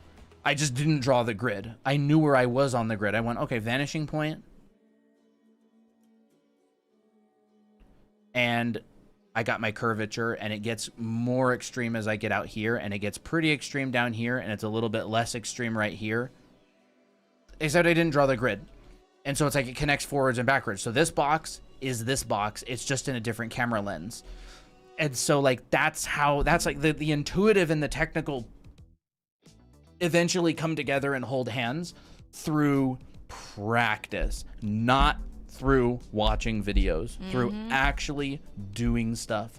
So it's like the sooner you get started, the sooner you'll be there, because it's something that only happens through practice, right? And this is a crap grid. Like, it's pretty inaccurate, but it's like somewhat there. How many perspective boxes is effective you should draw every day? Oh, it doesn't matter, like, every single day. Like, it depends on you. It depends on how fast you want to get there. I mean, Christina got homework from Jean, and she had to do 20 times 81 boxes. How many was that in one week? But no, that wasn't your only thing you had to do that week, right? I don't think so. I know I had to do like 20 fisheye. How many boxes is that? 20 times 81. 20 times 81. And that was like part of your homework. Yeah, that was part for of 1 week. I believe. So again, you can go really hardcore. Christina really wanted to get better. She took a mentorship. That's what her homework was for a week. For that class. You don't have to do that. No, that's a lot. Like, she got better very fast, I'll tell you that. Oh, thank you. It's nice hearing you say that. I think it's like practice until it feels like muscle memory, but of course that takes time. So it's like, you know, the more you do it every day and take not as many breaks, the less likely you'll be able to like forget. So like, you know, I hear a lot of people ask like, oh, how do, like, I need exercises for learning anatomy. Like, I know how to do it, but I forget. Well, it's because you didn't do it enough. Yeah. It's like, that's kind of the truth, unfortunately. Not because you aren't enough. It's more like it's just because you just need... It's mileage. It's mileage. You need to do it enough time so that you have muscle memory. Yeah. So these, I'm just rotating it that way. These, I rotate it that way. And then you can practice, and you can have two boxes that are rotating. Like, there's so many good exercises for this. Oh my gosh, dude. Here's a box, and then let's just say there's another box. This may be considered a rib cage and a pelvis. I'm just saying they're boxes. Are the Z and X axis interchangeable? Like, can you choose which side to put them in, the left or right? Yeah, it's just arbitrary language to help us keep track of it. Like, it could be your Y, it could be whatever. Like, it doesn't really matter. But generally speaking, as far as I know, X is left and right, Y is up and down, and then Z is front and back. Again, different 3D modeling programs are, maybe Unreal Engine and Unity are different. I don't know. I keep track of it that way. And if I work in a program that has a different XYZ axis, I just switch it and I go, okay, Z is up and down now. Every time I practice these tips, it reminds me of being a baby trying to learn how to walk. That's so true. That's literally what it is. Actually, you want to know what babies don't do? Mom, but how do I walk? Well, sweetie, you put one foot in front of the... No, but how? I don't know, fall down a bunch of times, kid. Yeah. Oh, it's like how do you do it? Well, you got to fail a bunch of times. Yeah. Like, I also think of it like when you are a baby, you don't expect them to coherently say words like fluently or even sentences fluently. They have to actually like just try babbling. Yeah, babies babble, dude. Babies babble. They'll like literally call something like they'll call a water bottle something completely incoherent. Yeah. But it's because they're practicing and trying to learn how to talk. They haven't been taught to be afraid of failing yet. Exactly. Imagine if babies were as afraid to fail as us. We'd never get anywhere. They'd be like trying to learn how to walk and they'd be like 30 years of, you know. Yeah, or like never. I would be trying to learn how to walk. I would never, yeah. I would be just like, yeah, I tried learning how to walk once. Didn't really work out, you know. Now I got my little or like we're like the people in Wall-E. yeah, it's the people in Wall-E. It's we just watched that too. Yeah. Yeah, it's they like did like people, their baby steps. Like you will be drawing failed boxes, but like that's not a bad thing. That's a normal thing. Like the thing that helps you get better is you acknowledge it. Like you're like, oh, I noticed that this box feels a little bit odd. Let me try to change this because of XYZ. Like you have tools to help you. Like you're not just gonna draw a box from complete imagination. Like that's why the vanishing lines, the horizon lines, the construction is there so that you know why it's happening. And then you just repeat. Like you just spam it. Yeah, you literally spam it. Like, how do people get really good at video games? Because they beat the boss 75 times, yeah, right? Exactly. How do you, like, you know a movie by heart? How do you know a movie by heart? When you just seen it a bunch of times. Your favorite clip, you've seen it. You see a meme. Ooh, ee, ah, ee, ooh, ee. You know what I mean? It's like, you know it because you've seen it 1,000 times. That's boxes. That's drawing. That's anatomy. That's the deltoid. That's the pectoralis. That's the, you know, that's understanding supination and pronation. It's like, how do you know that? I draw the stinking arm 400 times, or dude. it's I also think of it like memorizing lyrics to a song. It's like you have to listen to the song a bunch of times. You have to learn it verse by verse so that you memorize it. But it's like when you're trying to memorize lyrics to a song that you like, it's not really that, I don't know, hard to do because you like the song. So it's like when people do perspective like this, they don't like perspective. People don't like doing this. So it's very hard to remain consistent. So a lot of people are like, but how do I do it? Oh, but like I just have to like understand it. But it's like, no, you just have to repeat it even if you don't like it. That's like the sucky part of it sometimes. Like there is going to be things that you have to practice that you don't like. But that's why I feel like there's like a mode that you switch to where it's like there's grind mode, like practice mode, and then there's fun mode that you can try, you know. So I'm going to draw this from a different direction. This is how I do this, by the way. I pick a line and I go, this one's further, this one's closer. So now I flip it and I go, this one's closer, this one's further. All right? And then I go, I'm looking up at this, I'm looking down at this. And then that's the start of my box, and I can finish my box that way. And I've just flipped this box this way. So red is going to go flip to this side, if I'm not mistaken. Did someone have a question? Someone said, wait, in pronation, I don't know the spelling, do muscles get more pronounced? No. No, not necessarily. They're just different. They're different. Like the brachialis muscles and that sort of thing gets dragged with the thumb side. So your muscles go over your arm from basically right to left. In supination, they don't get dragged over. They're kind of just like, these are your flexors. Yeah. It also depends on like if the person is more defined in their muscles. Like for me, I got no muscles on my forearm. So like whether I turn it to the right or the left, you won't see any muscle definition. So this is see-through, by the way. And then let's say the front side is green. This is an assignment I give in my drawing class, by the way, my perspective class in our anime art school, right? And so this is just going to be back there. It's going to be very, very faint. And then what's on the back? Let's say pink. Pink is on the back. So pink is on the back. But we see that pink a lot here. We're like seeing through this box. It's kind of transparent, right? There's the front.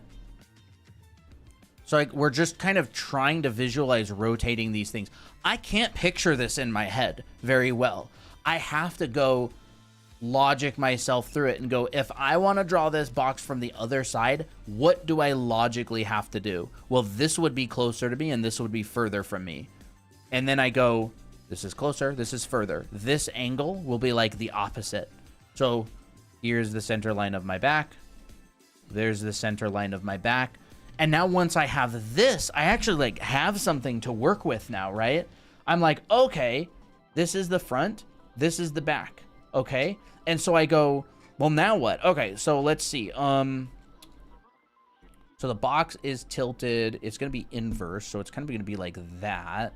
It's tilted down, so this will be tilted up, and then it'll probably be like that.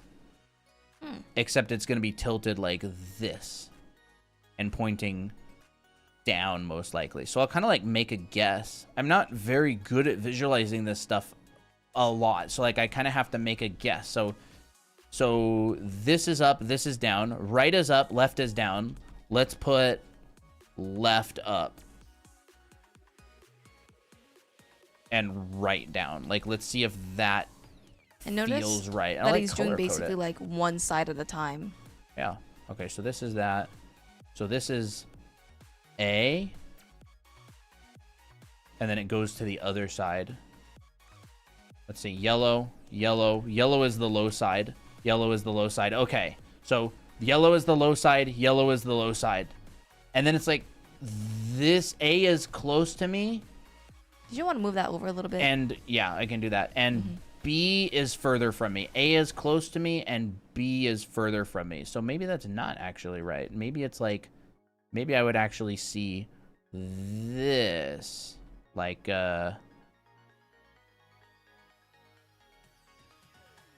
maybe it would kind of be more like that.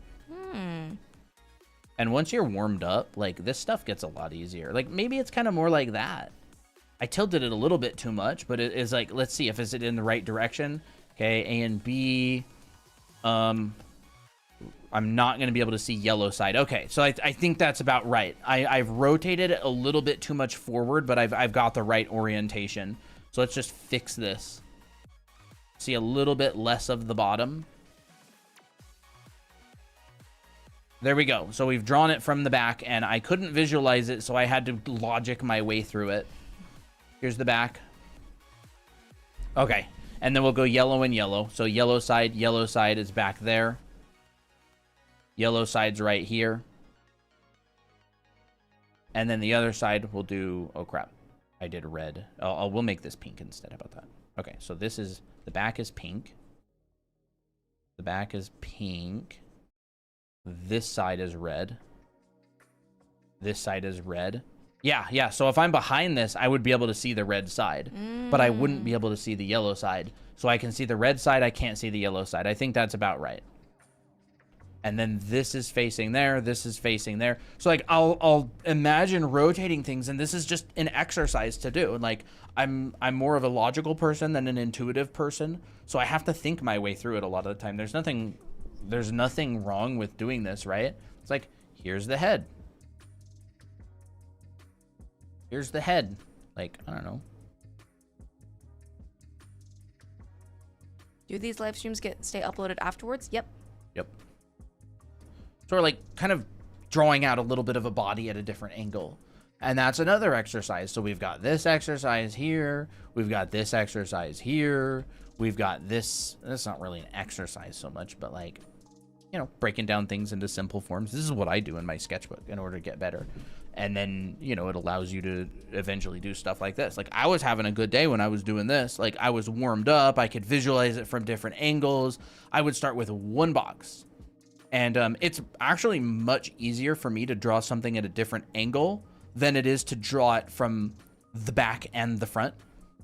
Because I can just think about this box. Like, if I wanted to draw this again, I would first probably just start with one of these boxes. Like, I don't know, that box. And it's long.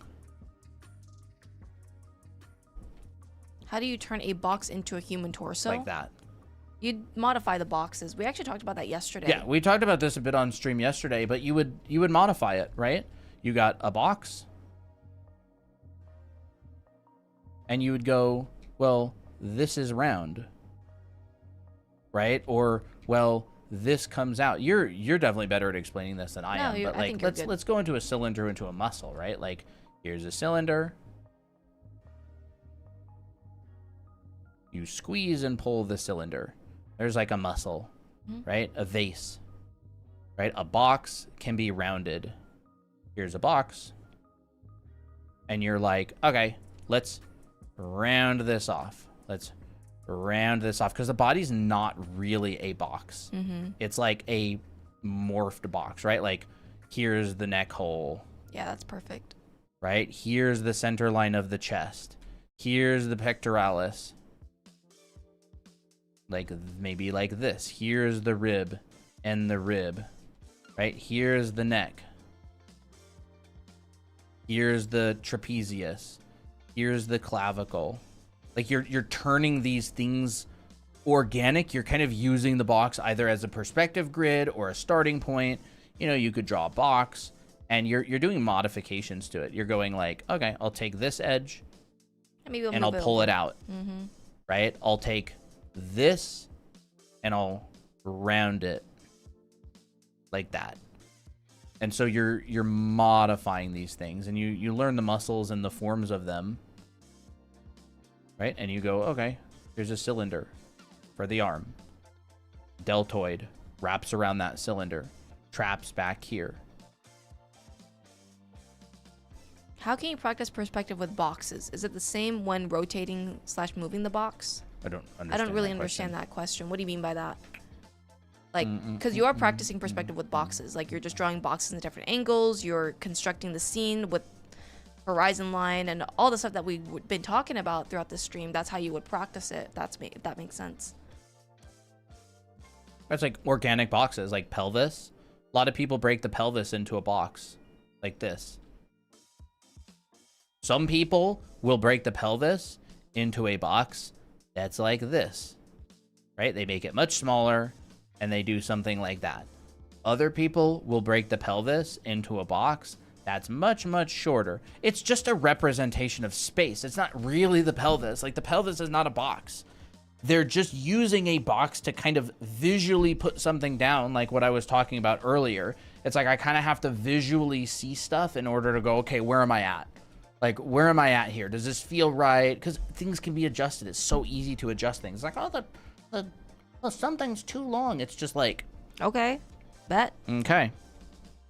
Boop. Like, that is so not important compared to the, what was the analogy earlier? Like, the clock or yeah, or it'll be watch. It'll be like two things, and like one will maybe be a little bit too far apart. It's like, this is the thing that everybody notices. Like, they'll notice that these things are like, 20% too far apart. But the things that they don't notice is like, everything else that's wrong. Oh, these balls are the right distance apart, except they're completely smashed and destroyed. So like, focus on like getting the underlying structure, and this will come with experience. Like, you'll know what's easy to fix and what's fundamentally broken that would require like a completely new drawing. Oh, it's almost like people, for instance, they'll focus on like, oh, the eyes are too close together or too far apart, but then the whole face is like completely out of like, there's proportion. no lighting It's like logic, that. there's no color theory, there's no composition, there's no anything. And it's like, try thinking of things in terms of like, what is more superficial and can be fixed easily, what's like fundamental core to the thing, right? It's like, that's an ugly paint color on that car, and then it's like their car has like no tires or steering wheel or engine or something, but it's like, it's beautiful paint. Beautiful. Very nice paint job. Beautiful wrap. Yeah. And so you can do this, and it's like, some people do this. Some people do like an undies shape, like the Toa model. Oh yeah. That has like an undies shape to it. Like almost like a Lego. Yeah. Some people use a ball here, kind of imply that, right? Other people will just straight up draw it like out from the 3-finger gap, like this. That's also totally fine. It's like everybody's doing the same thing. They're just kind of getting there in different ways. And I think that's really cool because there's like a lot of flexibility in it. What are you working on? Oh, yeah. I was just doing that. Like that? Like that as a pelvis. Love these tutorials. Awesome. Yeah, these live streams do stay up afterwards. I mean, y'all have no idea how many boxes I've already practiced on stream. Like, you think that you're learning, chat. I'm actually the one learning. Look how many boxes I did today while explaining perspective. I'm doing lots and lots of practice. I'm totally warmed up now. Look, I drew like 3 fisheye lens grids.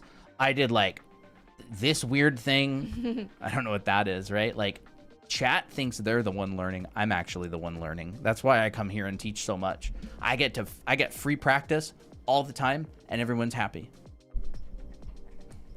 Everyone is happy because I get free practice and they get to learn stuff.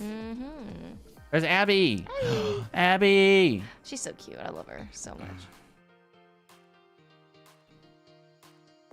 But anyways, you can doodle or something if you want. Oh, sure. Draw bodies or people or something. Sure. I'm gonna dream about boxes tonight. That's great. I know my cats do. I think someone is asking about how to draw a person lifting their arm up in a 3/4. The crazy thing about shoulders is that it goes like that. It doesn't just go like this. It like lifts up even further. Yeah, the Like, model's not very good. It's not at very doing good at showing that. that. Yeah, no. Oh wait, there it goes. Like it's kind of like double jointed in a way. Yeah, the whole shoulder mechanism can be kind of thought of as this. Yeah. Like if this is your shoulder, if this is the neck and the head, your whole shoulder mechanism will lift up and your arm will come out of that. It's because this diamond or this triangle right here, the front of it is your clavicle and the back of it is your scapula. And then your deltoid fits over top of that, right? But your clavicle can move up. Like this bone right here, it can move up and down. See, my whole shoulder can go up and down. It's a moving thing. And so when people draw shoulders, a lot of the time they'll draw like, I don't know, this, right? Like that shape. And they'll draw the arm up without moving this shape itself up. Yeah. This is the mechanism of the shoulder. It goes like, look. Then we go like this. So if your character is lifting their arm up and it feels very awkward, consider tucking that deltoid by the ear. That helps a lot. Boop. You don't have to do that, but nobody really lifts their arm like this. You could physically pull it off. You mostly lift your arm like that, It's where quite your close to clavicle, your ear. like you can force it down, but it's odd. It's like the Iron Giant. It's about like feeling natural and not as natural. Yeah. Well, like I like to think of drawing my torso first, which is like my ribcage area, because that helps me to like ground myself in the drawing. And then like I can decide, okay, so my sphere here is like representing my shoulder. So like, oh, if I place it here and I raise my arm up like this, oh, that doesn't feel right. So I'm like, okay, well, what if I move this sphere closer to the ear and then move my arm closer? Like That feels very natural. Yeah, that feels much more natural. And then in turn, this moves the clavicle. So like here's my clavicle. And I have one shoulder facing down and one shoulder facing up like this. And so this is why it's so important to do construction like this for bodies. People don't do this. And so they'll instead do outlines. They'll go like, okay, well, here's my face. And I think my shoulder is here. And I think my chest is here, but I don't really know. Dang, I can't remember the last time I even thought this way about stuff. And then like, well, like, okay, here's my other shoulder. And my arm goes up like this, maybe, you know. And so you have to construct. Peter, how are you doing that? It's really hard for me to not do this anymore. Yeah, you train it out of yourself. Like you train out. Or like they go like this. I think that's it. You know. So I hope that helps. You train out the outlines. You think in terms of volumes and design and overlaps. It's crazy, man. Like when you drew that, just unlocked like a core memory of like how I used to draw when I was like a teenager. Yeah. Oh my gosh. I'm like, oh my gosh, like I forgot. I about forget that. too. Like That's I remember I used crazy. to draw like this, where I'm like, okay, I gotta draw the side, and I think my side, because I've done it so many times, like the side of my face. Oh, I know it's this shape, but like I don't know why it's this shape. I just know it's this shape, and I think it looks right. Yeah. And oh, like well maybe my chin goes here, and maybe my ear goes back here, and I gotta connect that. And then my head is round, but like okay, now why does it still look weird? That's how I used to draw. But of course, like it's all the muscle memory disguises the fact that you don't know. So that's why we always recommend foundation, you know. Trying to make a comic and had trouble with the shoulder thing. Thanks so much for the tips. Awesome, you're welcome. Noise. The reference model, it's a long word. It's Toa Heavy Industries, 1/12 scale male model by 1,000 toys. It is expensive. They don't make them anymore. They're price gouged everywhere, and so you're probably looking at a couple $100 for one of these models, and they're 6 inches tall. Rip. Yeah. What a silly pose. 1/12. So this guy must be 6 feet tall. Because Interesting. it's a 6-inch model. Times 12 would be 6 feet. Or something like that. Interesting. Do you guys paint not digital? Yeah, I've been doing a bunch of gouache lately. Yeah. Oh, I did another one of those studies, chat. You want to see it? Do it. Let's see it. We took some oil painting classes and I painted there, and it was really fun. So yeah, I have some experience with oil painting. And I also do some watercolors here and there. When we do our like watercolor promotion, where we sell our school and you guys get a watercolor, I do watercolor stuff. So it looks like this. It is. Never gonna let this way. This is the new study that I did in gouache the other night. I think it turned out pretty well. I think so too. I like all but the first one. We actually did cover some fisheye previously in the stream. You Yeah, can we go check out our covered it YouTube earlier. channel. We're streaming there too. I really like this one. This one's like one of my favorites. I did that one during a live stream. Oh, that one's really nice too. So these are like little mini gouache studies that I do lately. I love this one. This one could be an album cover. That It really could. one I hate. I'm not going to show that one. Well, you Get already outta here. showed it. I forgot. It was there. I love that one. Dabble. I would say it's like I dabble in painting. I don't paint very much at all in terms of traditional art.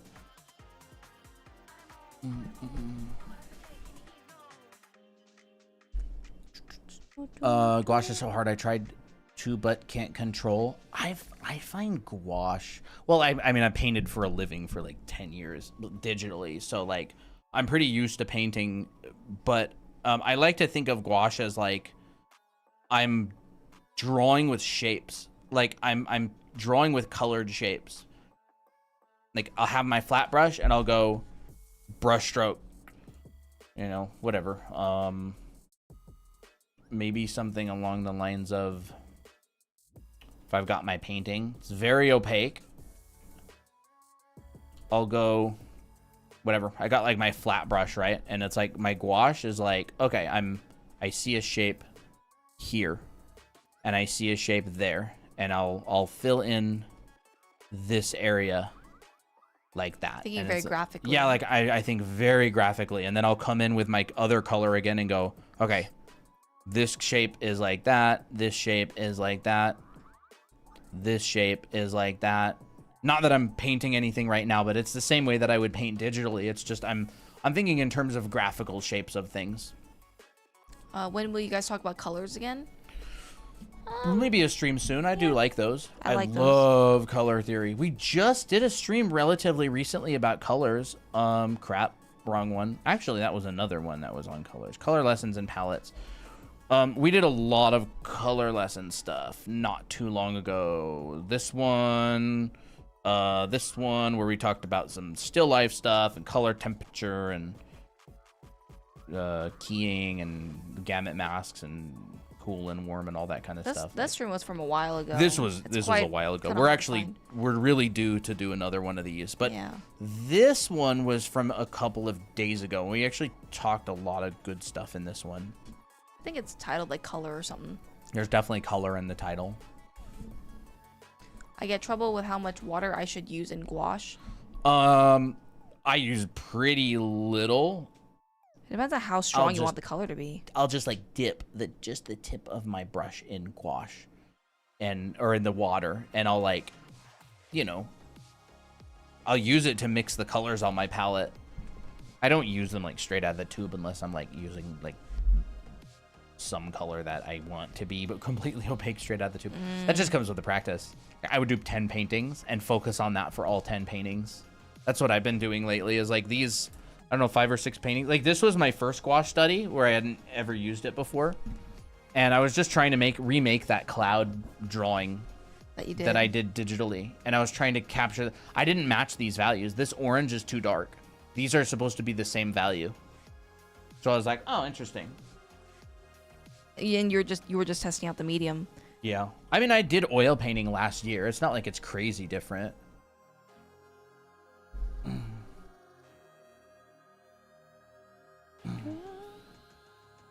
You should make all the sketches as into a book, like stream stuff. There's a lot. Oh, chat, check this out, though. Look at this crazy fisheye lens. That's a cool one. Oh, that's cool. If you were here for the other fisheye lenses earlier, like that's a cool camera lens. Like I love that one. You see some like sci-fi city shots like that sometimes. I I do have ADHD too as well. I've had it my whole life. I just try to mix things up. Like mix it up, do stuff you find fun, try to gamify things, play like I gamify stuff. Like even that little thing I did earlier on stream, I tried to like gamify it. Like what way am I looking at this torso? I'll gamify it. Like if I want to do a study, I'll do micro studies. Like this study from yesterday's stream is just studying a little tiny patch of hair. It's just trying to break it down into really simple things. I can't pay attention through a 10-hour painting. It's impossible for me. So I just do micro studies, and I'll go, I'm going to do 10 or 8 little micro studies. It should take me like 10 or 5 minutes. Or 5 yeah, or 10 it's like minutes. 5 minutes long or 10 minutes long. And I'm like, oh, this is cool. Angle of incident lighting from the front. And like, I do these like little mini baby micro studies of stuff. This was from yesterday's live stream, by the way. Except this. That's not from yesterday. And I'll do these micro studies because I get distracted. I have goldfish brain. Well, no, the attention span of a gnat and goldfish memory. I would say at this point, everybody has ADHD because of just TikTok, and it's like wired into us nowadays. So we have to fight it. But like sometimes it just art block and all that stuff isn't just ADHD. It's also like all other things, like you know what's happening in your life, and how do you think about practice? Like if you like practice, then practice doesn't feel like practice. But of course, like you can learn to love it. It is hard. Can I do studies with a standard round opacity brush? Yeah. You totally can. This is a study I did with a round brush and a mouse the other day on stream. Well, Christina drew. I did this on the side. This is 100% opacity. I literally just used the basic round brush, and I just went through. Well, I used a tiny bit of like a smudge brush, but that was also with the mouse. And yeah, you can see it's just round brush everywhere. Look at that, those round edges on the ruffles. Round edges on the ruffles, and I just did it with a mouse and with a round brush, and it's a little study based on that because I need to do more costume studies. This is not quite right. I have goldfish brain or brain of a cat. I heard they only have 1-inch brain. So cute. Oh yeah. So cute, yeah. No, I'm kidding. Yeah, they're cute. We have 3 of them. 3 1-inch brains. We have 3 inches of cat brains. Are the tips you guys giving only for digital art? No. I mean, I was just showing you, or just showing earlier. All of this stuff, if it can be a shape on a 2D surface, it applies. It's all done. These are my little gouache studies from lately. It's all perspective, value. Like a square is a square, regardless of what surface it's on. If it's on the side of a building, if it's on a computer screen, if it's on an iPad, if it's on a piece of paper, if it's on a canvas, a square is a square. Red is red. Blue is blue. Green is green. Depth, like the illusion of depth is the illusion of depth. Like a cylinder is a cylinder. A box is a box. Yellow next to blue is yellow next to blue, regardless of what surface it's on. So yeah, like for sure. I mean, obviously there's a ton of effort and practice that goes into getting good at different mediums. That's not to say that you don't have to spend time getting used to it. And it can feel very jarring switching from digital to traditional or vice versa.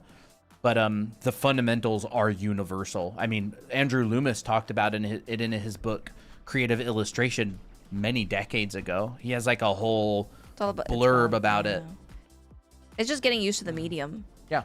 Even sculpting with like traditional sculpture and stuff is like, do the design principles still apply? I did sculpting. Like I did a lot of sculpting for back when I was doing concept art. I was working in VR, I was working in Blender, ZBrush, whatever medium. I didn't do any traditional sculpting for concept art, but is it true your style changes depending on the program / software drawing app you use? Absolutely. I mean, your style is going to change if you use pen and ink. If you draw with a Sharpie, you're going to be, it's like the style a lot of the time is forced by the medium. I would say digital's pretty open.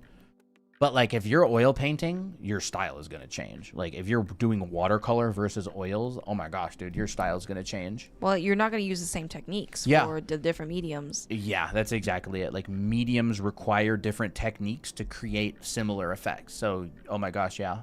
Your style is going to change depending on a brush. Like if you're drawing with a brush pen on paper, you cannot create, you know, same effect. the same effect as if you're working with like oils. But like that's totally fine. Like that's why a lot of artists will use different mediums. It's like a little bit of a different challenge, like driving a different car. Maybe a lot of you don't drive. It's like, I don't know. Let me think. Cooking with the different. Yeah, it's like cooking with different ingredients. Yeah. Same techniques. I'm gonna still fry chop this. Yeah. But different results, very different results depending. You get a lot of people who are really really diehard fans of things like pen, like Gene Bond, for example. Oh my gosh, he's a huge fan of just like a black pen, like a G pen, or those are great. Watercolor. Like, I don't necessarily think people are saying this is the best medium. It's just like they'll have favorites.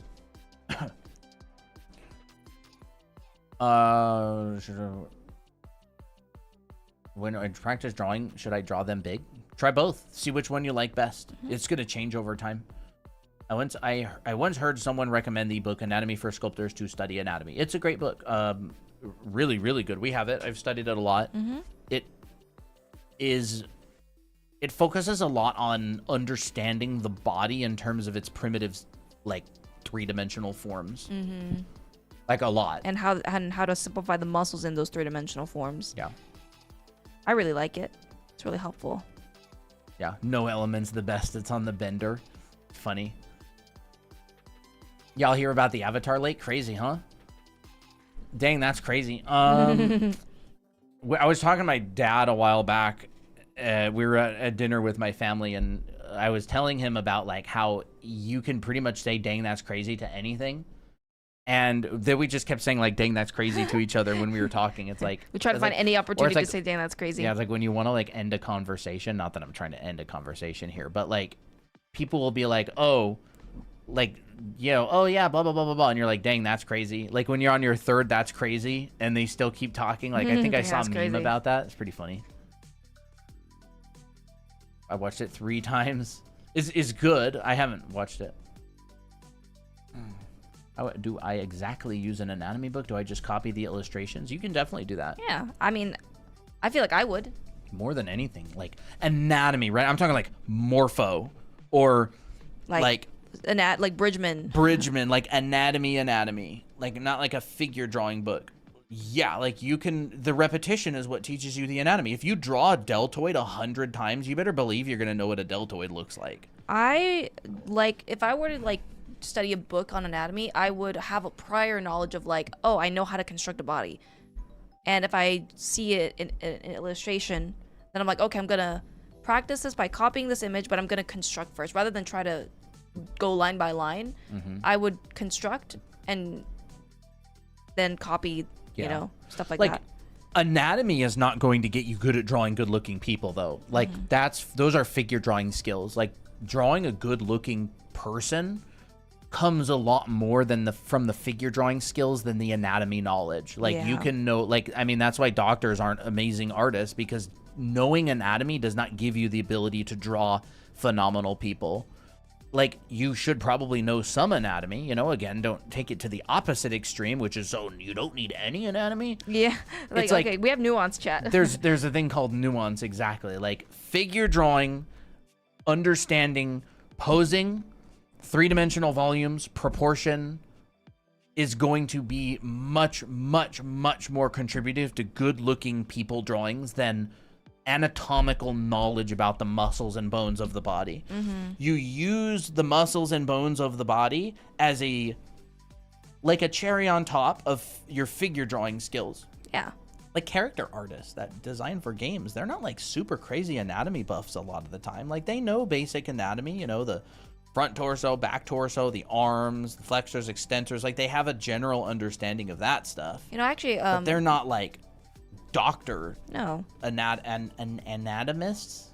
Yeah, actually, Robert Lemler is a great example of someone who knows the basics, but they don't know the entirety, but they can still make a really good figure. Oh, he knows his figure drawing. He knows stuff. his figure drawing. He's like, yeah, the back kind of looks like this. The back looks like a W. When you're lighting the back, it kind of looks like a W. Yeah, it does. It does. Yeah, we were just talking about perspective earlier, and I'm basically using perspective in this image here.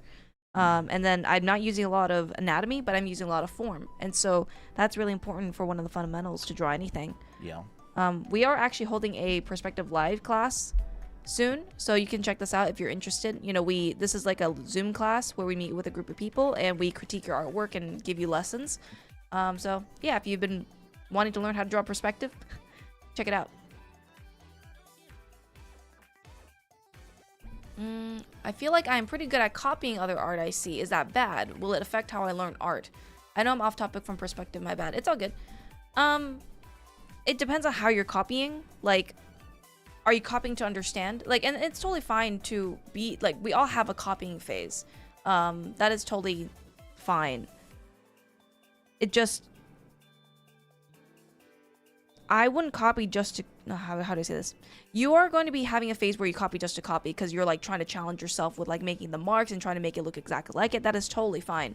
It depends on like what do you want to do later on, because there's different kinds of copying. There's like master studies, which isn't like fully copying the whole image, but you're like trying to reverse engineer it, right? Like if I were to look at this piece and I wanted to copy it, I would copy it very differently than if I had no idea what to do at all. Like if I were to copy this image, I'd be like, okay, I'm not gonna go like, oh, I see this shape here, and oh, like I kind of see this, I guess. Like I'm not trying to do that. What I'm trying to think of is, what did the artist do? How did they construct this? What's the perspective of this image? So I'm like, okay, from my previous knowledge of learning how to construct figures, I'm going to do this. Oh, okay, my head looks like it's here. And my chest looks like it's a box that's facing this way. And so I'm trying to copy to understand. Like, oh, how do they group the skirt? Like, okay, I can kind of use a simple shape like this. And oh, this is where they place their legs. That's how I generally like to copy or study an image. And this helps me to learn more effectively, personally for me. What's the game name? How would you learn anatomy if you could do it all over again? I'd probably do it the same way. I would take a bunch of figure drawing classes. It just takes time. Yeah. I started learning how to draw people in like 2020, around 2020. And took a bunch of figure drawing classes. Yeah. Heck, I'm taking one by the same teacher. Soon, actually. Yeah, I would take a lot of figure drawing classes. Yeah, it's crazy because like as you look at your work over the years, you can see such an improvement, but yet it's like you don't expect that to continue for some reason. It's like in your brain, it's like it's not like, oh, that's probably gonna keep happening if I keep practicing. It's like, no, how do I find the secret to this? Then I'll be able to do it. I totally, like I'll look at something, I'll be like, how do I figure out how to do that? And I'm like, wait. I just need to do it. I just need to keep practicing it. Yeah. Like, I'm on the right track. I just need to practice. You guys may be doing everything right. You just need more mileage. Yeah. Like, I'll say sometimes, like, you are doing everything and nothing right. It's like everything right, meaning you're going in the right direction, but everything about the drawing is wrong because you just don't have the experience yet. So it's like, and then the only advice to give is just keep doing what you're doing. Mm-hmm. And you will absolutely get there. Yeah. Like everything and nothing. That's how I feel sometimes. Like I'll do something and I'm just like, you're headed in the right direction. You're not in the city yet. Mm-hmm. Are you guys dating? We are married. We're married. Figure drawing classes as an online class. Dropping out of art school. Are you dropping out of art school? I dropped out of art school. I dropped out of art school too. I dropped out of art school to work. What? Yeah, we took a lot of online figure drawing classes. We actually have a program where we have a figure drawing class and we teach you analytical anatomy and stuff. Yeah, wait, what?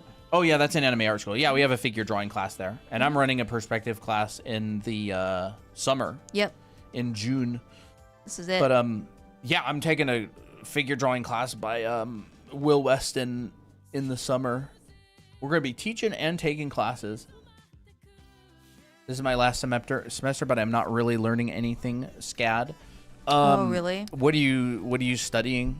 Yeah. Because like I'm actually genuinely interested. We have people asking all the time on stream about colleges and SCAD especially. Specifically SCAD as well. And it's interesting to hear from someone who's there. Yeah. Illustration. Like maybe give examples of like what are the classes like there. Yeah, elaborate. I'd love to hear more. I'd love to hear more. Once I start my new job, I'll be buying y'all's art course. Oh, awesome. Oh, awesome. Thank you. I'm excited for that. I just outline whatever I see first and fine detail it to whenever I feel it's good enough. I would ask like, do you feel like you got a lot out of it? Like, what did you feel like you accomplished? Because if you are just like, I can't recreate it, then I would say the copy is just more like you're a printer rather than you're like, I'm going to understand. Yeah. Like, as far as I'm concerned, if I'm studying an artwork, the art already exists. I don't need to make the artwork again to make a beautiful illustration. I want to, like, extract, you know, like I'm trying to do that, right? Like that. I'm like, that's what I'm trying to do to the artwork. So like, I could not care less if I make a beautiful illustration. I'm like, give me the knowledge, give me the understanding, and I'll do studies of, am I studying the composition? Am I studying the anatomy? Am I studying the graphical design? Am I studying the costume drawing? Am I studying their brush economy? Like, I don't need to make the artwork because it exists. I have my own artwork that I want to make. Mm-hmm. So like that's, you know, like that's kind of how I think about doing studies of artwork. If I'm doing a still life of something I set up, then I'm like, this doesn't exist yet on the canvas. Let's do it. I'm going to make it awesome. Yeah. But if I'm trying to study like a master artwork, I'm interested in learning. Like that is what I'm there for. So I'll be like the micro studies from the other day, right? Oh yeah. Those what? Okay, right? I was studying this artist, and it's like, oh, wide camera. Okay, you know, it's like, oh, you know, oh, the hair. So that's how they render it. Yep. Another little alien mind probing, you know? And it's like, oh, I understand this, and oh, I understand that. And it's like, oh, that's interesting. You know, two different artists who are doing the same thing in different ways. And this is from last stream, by the way. We were doing artist breakdowns and stuff, micro studies.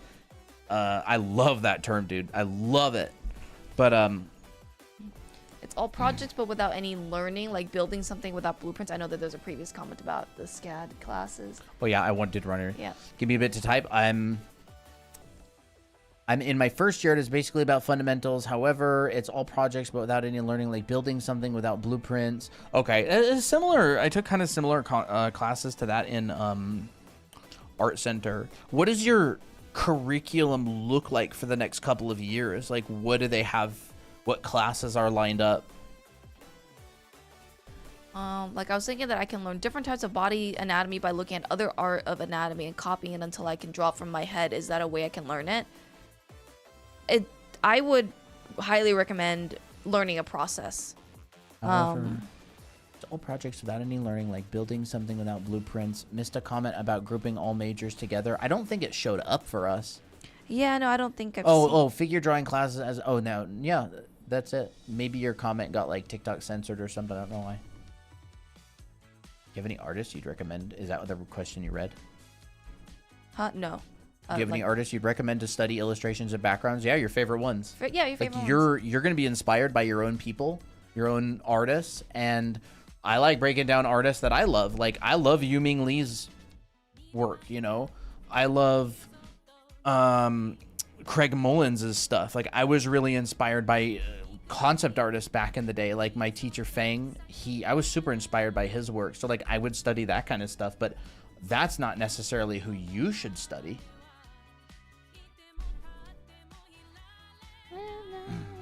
The brush? Yeah, you can get the brush for free on our Linky. Right here. Take a screenshot.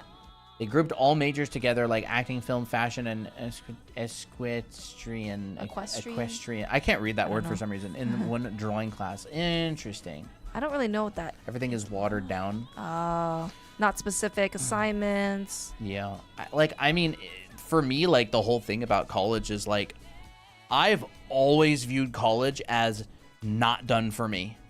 I have viewed college as it is simply a place for me to teach myself and people won't bother me. Like, Yeah, I've like kind of in always an thought about it environment. like that. If Yeah. my classes are good, like, that's great. But I talked to a guy, his name is Houston Sharp. He really amazing artist. He did all of those Wonder Woman background paintings, just phenomenal artist. He went to the illustration track and art center. He said it sucked, but his parents really wanted him to go, so he would get mentors while he was in the school and do his own practice. And it was actually kind of nice being in school because people would leave you alone. Like, you're busy, like, oh, like, I'm busy learning art.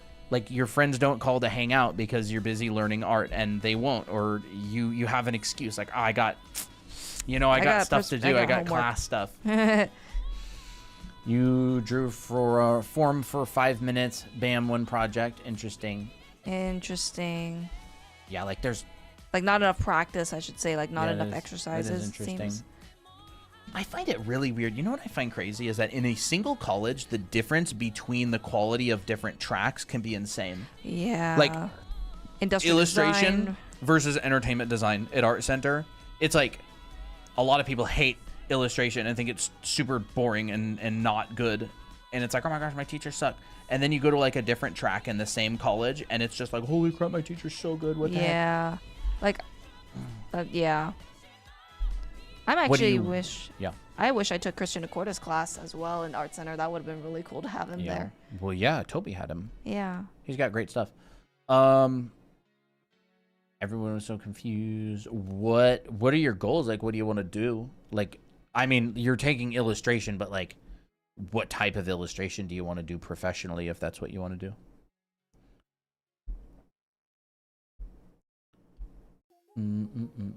3 classes per semester, 2.5 hours. Splash art. Splash art for what? Like, I know I'm being pretty specific, but like, trust me, if you can get real specific about what you want, you could literally find a splash artist that you could have as like a mentor or something. There's a question. What if the artists I like are just artists I find on social media, not ones that have worked in the industry? As far as I know, does that decrease the worth of studying them? Nah, I wouldn't say so. If you like it, if you like their stuff a lot, like, I'm not gonna tell you who to study.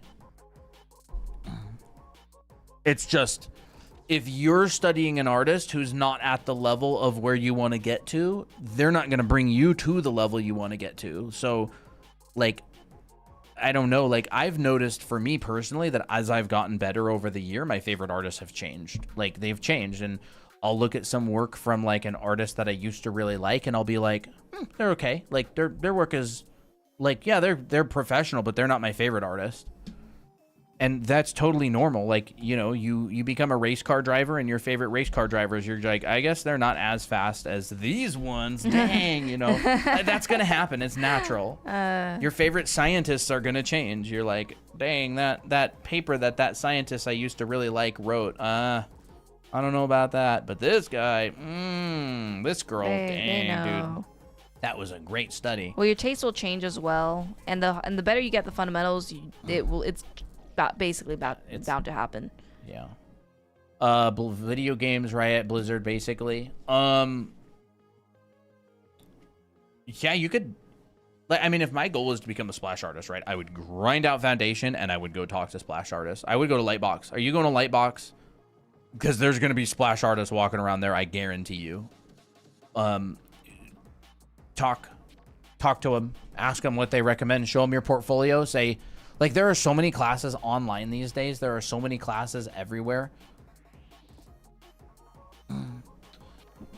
I interviewed a splash artist on my old YouTube channel. He's a Riot splash artist, Terrence, T-E-R-E-N-C-E, Kental. He was an art director of my classmate at a studio they were working for in Paris, and eventually he became a splash artist. And this is his work. I talked to him before he was a splash artist. Yeah, this is stuff. I'm gonna BRB. I need to super put good. the flan in the fridge. Look how cute this is, dude. But yeah, I interviewed this guy on my old YouTube channel before he worked at Riot, or before he was a splash artist. So he's in Santa Monica. Interesting. He's definitely not from the States. But really, really good work. I would like email this guy. Say, hey, make an art station. Message them. and go, hey, I really want to do this someday. Could I pay you for an hour of your time? Look at your portfolio, ask what you recommend. Like, they'll respond. Like, these aren't like movie celebrities, they're artists. Like, they love it when people reach out to them. Like, you know, send an email, add them on Facebook. Back when I was wanting to get into concept artists, I added all the concept artists who worked on Fallout 4 on Facebook, and I sent them all a message. I like researched their work, I looked at their stuff. You know, there was Ilya, he did like the red rocket design and just so much awesome work, and I wrote him a thought out message, and I was just like, dude, I really like your work on this. It's my dream to work at this studio. Can you take a look at my portfolio? Tell me what you think I need. Am I ready? Like, what do you recommend I study? Do you have any resources that helped you get there? They will respond to you. If you email, message 20 people, you're going to hear back from probably at least half of them. And they will give you really good advice. And that opens the door into going, and you go, can I pay you for advice? Like, I'll pay you whatever, your hourly rate for like an hour of your time or half an hour of your time. And if you don't have, I don't know, money to pay them, I save them her birthday money or something. I don't know. Like, you know, like, these are skilled individuals. You don't want to waste their time. You don't want to undervalue them. You know, everybody's like, we need to get paid a living wage unless I'm paying someone, and then please do it for free. So, like, you know, you don't want to undervalue people. No, but I maybe since I'm out of school. Nice. By the way, is there another thing about SCAD is one of our critiques was going in a circle and giving them a star for their favorite drawing. This is every class. Interesting. Like, I'm totally all about paying artists and paying people who work. If someone's doing work, like working hard for something, you know, like, commission them. Don't undersell yourself. I'm back. Love Terry's style. Yeah, it's nice. It's definitely the splash art style, I'll tell you that. It's not particularly the style I'm interested in developing. Like, I don't really want my work to be as clean and crisp as that, but he doesn't have to do that. Like, it's the style for the project. He's good. Like, he could do a lot of different stuff. But, like, more than just this guy. Spend like, I mean, people go to college for 4 years, but they won't spend like 8 hours researching different artists and digging through lists of names. And like, I would literally buy a video game just to see the credits, to see who worked on it, so I could try and find them. Like, that's the type of dedication that that's the type of dedication that people who really make it have. Like, I knew a guy, he moved to California just so he could be around the type of people he wanted to be inspired by. Like, I knew two of them, Ben and Dan. They both did it.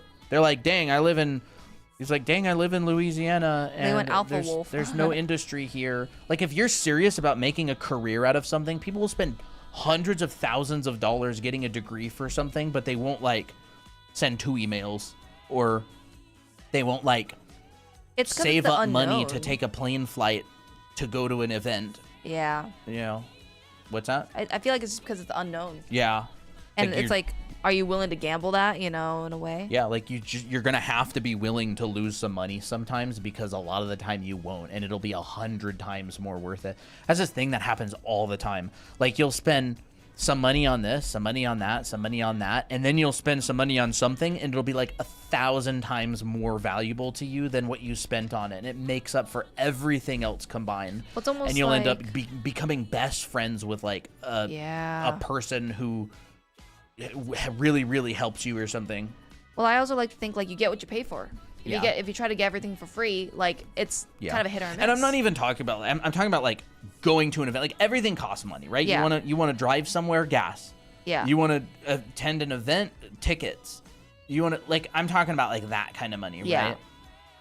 People will try to like, and I'm just kind of throwing out different you know? stuff. Like, you can take what you want. Like, for me, when scary too. Yeah, it is. When I invested myself in classes, it was the best, you know, decision. Yeah. Because I'm like, oh yeah, I have to learn, I have to commit. Yeah. Do you have advice on how to start an art study on an artist, like, for example, how they render hair? I actually talked about that exact thing on our stream yesterday. Yeah, you can go check that out. This is it. I talked about how I would study the hair, how I would connect it back in with the fundamentals, and then I even did a little mini study of how they rendered. I talked about what, like, the color temperature that they picked, and hair is ribbons. So if in ribbons are compound cylinders. So if you don't know how to render a cylinder, you're going to have a really hard time studying hair because it's just a bunch of reflective cylinders tied together. Christina's really, really good at doing hair. Oh, thank you. I'm like so at it, but No, they're cylinders. You're not that so at it. I think you're very good at it. And I talked about that yesterday on stream. Once again, do a little micro study. Yeah. Like, where do they add their lights? How do they... It's like, if you take a rendering class, you'll take stuff like, oh, here's the core shadow. Here's, like, the ambient occlusion. Here's the reflected light. Here's the bounce light. Like, being very descriptive. And then you take that as a base, and then you look at how the artist interprets those same things. Like, oh, maybe they added a core shadow, but maybe they didn't add a bounce. Yeah. Or, like, maybe they add a lot more subsurface in the core. XYZ. One of the things that drives me absolutely insane about some classes is that, like, because, like I was saying earlier, like, I grew up with ADHD and I would get so bored I physically would not be able to pay attention to things that I didn't understand why I was learning them. So you would learn all these things, right? And nobody would ever tie them together. They would never explain why you're learning it or how this works. And so that's something that we try to focus on a lot, is like, why are we learning this? Like, what is this? What does this have to do with this thing? Mm-hmm. And so, like, the hair with the cylinders or the hair with the ribbons, it's like, here's a cylinder, right? It's got a lit side. We talk about this all the time on stream, by the way. So, you know, we're not going to go too into depth with it right now, but it's got a lit side. It's got a shadowed side.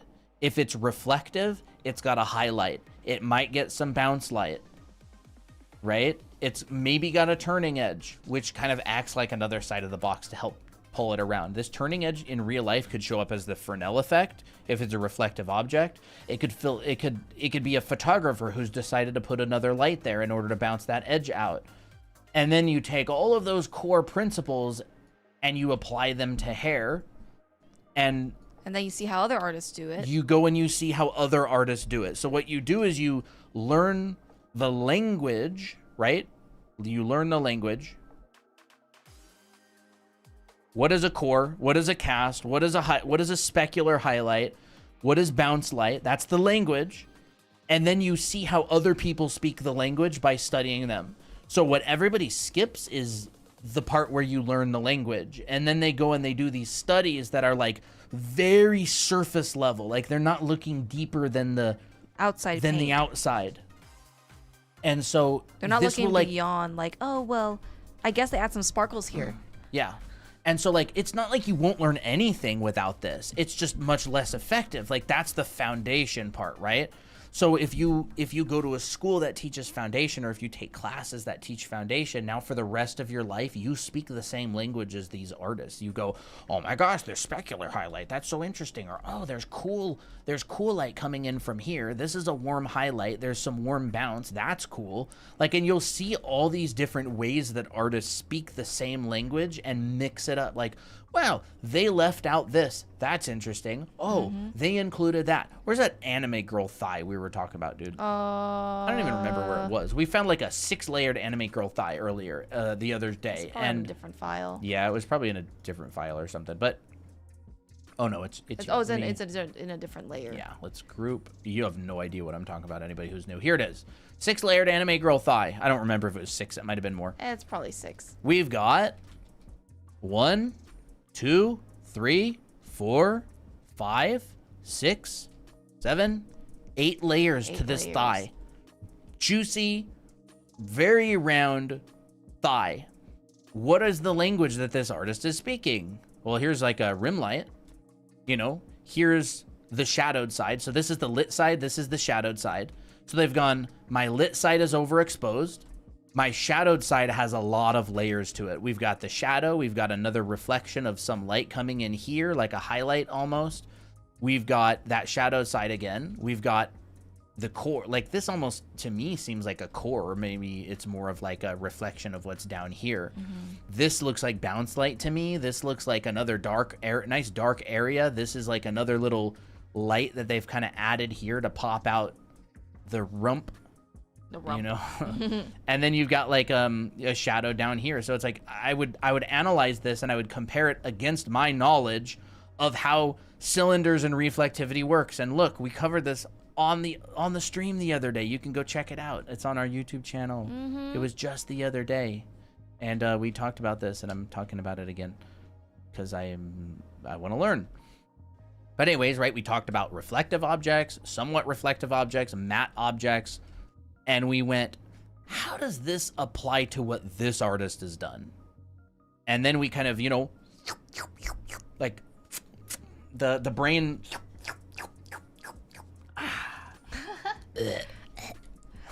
Which of your class do you recommend taking first for someone who's a complete beginner to drawing?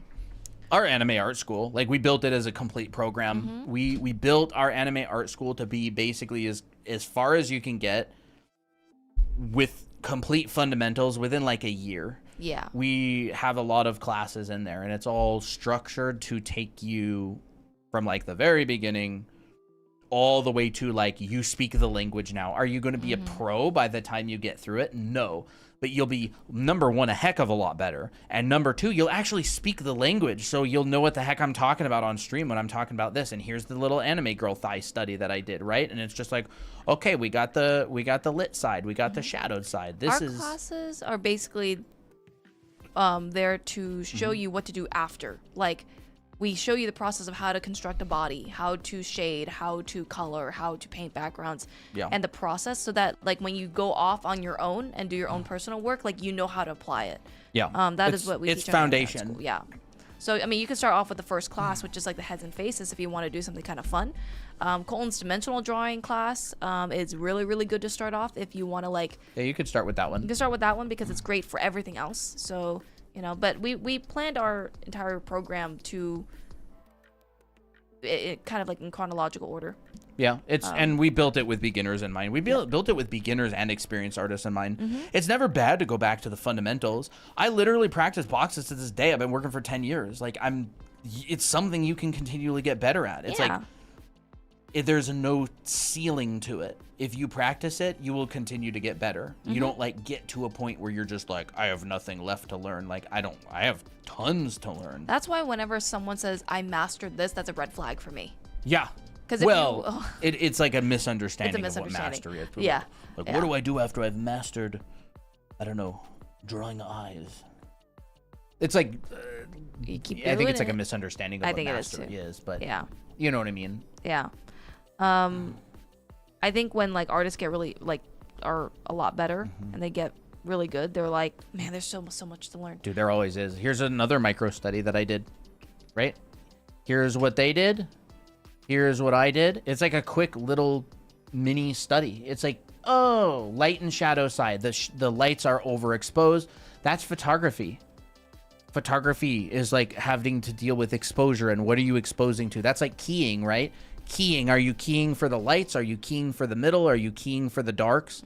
That's photography. Artists use it as well. They're painting pictures. This is keyed for the shadows. That's why all these lights are overexposed. That's the language this artist is using. You don't, and I think speed paints are really good to watch, but you won't learn that from a speed paint. Like you don't learn the language from a speed paint. You just see their process. That's like one piece of the puzzle. There's a lot of underlying decisions that are going on below the surface that you only know when you speak the language. And that's why like we just obsessively talk about learning foundation. And today's lesson was about perspective. Yep. That's one of the foundations. It's a big stinking one of the foundations, dude. Like, it's like oh my gosh. one of the, it's not the main. It is like, it's one of the most fundamental. People think it's like, oh, I want to do backgrounds. I'll learn perspective. Everything you draw is in perspective. If it exists in 3D space, it is in perspective. Form drawing, everything Christina's drawing right now in perspective. Can't escape it, y'all. Just everything. If it exists, it's in perspective. If it exists in the real world, it's in perspective. That's for sure. I don't know of anything in the real world that's not in 3D space. People will say, well, it's a drawing. It's like, well, the drawing can be in perspective. I mean, right? The drawing is not... Crap. The drawing is not this. The drawing is... this. Sitting on a table. There's your piece of paper on the table. Yeah. That your drawing is on. That's in perspective. That it has a shadow, right? Maybe we'll have a shadow right there. What And made you right there. guys mostly focus on the anime stuff for your classes? Funny enough, there's only a few classes that are more anime styled. Yeah. Most other classes like the figure drawing, the clothing. Yeah, like style is one of those things that, or I'll say this, fundamentals transcend style. Yeah. There is no anime perspective. There is no anime anatomy. There's just like, there's a deltoid, right? Anime characters have deltoids. I've got a deltoid. You know, anime characters have sternocleidomastoid. I've got one. Anime is kind of more just like a simplification. It's the same language. Obviously, anime faces will look different. That's like the main difference with anime is it's like it's cel shaded, it's a bit more flashy, and It's fun. the faces look different, and the hair is simplified. But I never even really drew anime professionally. I never really drew anime. Like, this is what my work looks like, dude. I think the reason why we chose the anime style is because it's fun. A lot of Yeah. people want to do anime, but like we also want to put in some vegetables in Yeah, it. I like anime. I don't want to run a business that I find boring. Yeah. So like I did this for years. I was a concept artist. I did realistic stuff for many years and found it really fun. And we wanted to start something that was fun, but still have that, you know, meaty, protein-rich fundamental stuff. And like about as close as I got to anime was like this kind of stuff back in the day. But like anime, you push the colors, you push the proportions, you cel shade it. But most of the classes that we teach, they're just purely fundamental classes. Like my perspective class, that's a perspective class. Like it is not an anime class, it is a perspective class. You only really get into anime in like the class with like heads, faces, and expressions. Christina does like comparative stuff where it's like, here's a real skull and an Asaro head compared to how we could say simplify a Anime you want to head. get the skull? Yeah. Yeah, we'll go like, here's an anime head. It's 3D form drawing. Here it is. Yeah, we do have it there. Yep. Right, Anime Academy, by the way, available in our TikTok shop.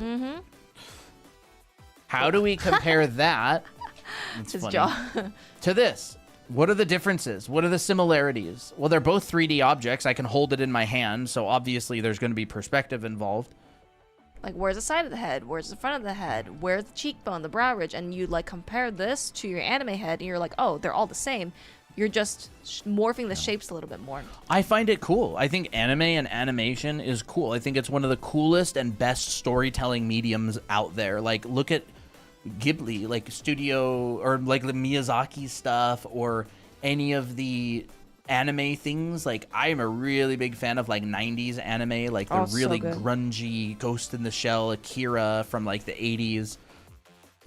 I think a lot of the how to draw manga industry has kind of been diluted and watered down with like beginner tutorial. Not that I think those are bad. It's just I think the like manga / anime style education industry is in need of like a really solid foundation education. Like you've got like very beginner how to draw books, and then you have like if you want to be a concept artist.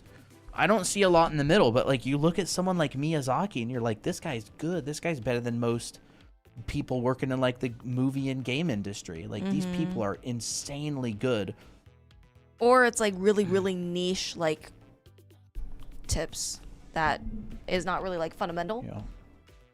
Yeah. Anime is amazing. I was wondering why a lot of teachers hate it. I don't know. I could never figure that out. I think they think it's because they think it's cheating from the real good stuff. It's or not something. really That's- a Western industry. I think a lot of Western teachers very much dislike anime. There's no industry for anime here, really. Like, it's all No. Japanese. So, like, you're probably not gonna your job placement unless you write a book that sells really well, like, or become like a splash artist or an artist. Like, it's more like we teach for people who just want to get better and write their own stories. Like, we're not like, oh, we'll get you a job at XYZ company. Someone asked how much for a class. How much do you need for a class? For a class, this is a whole program.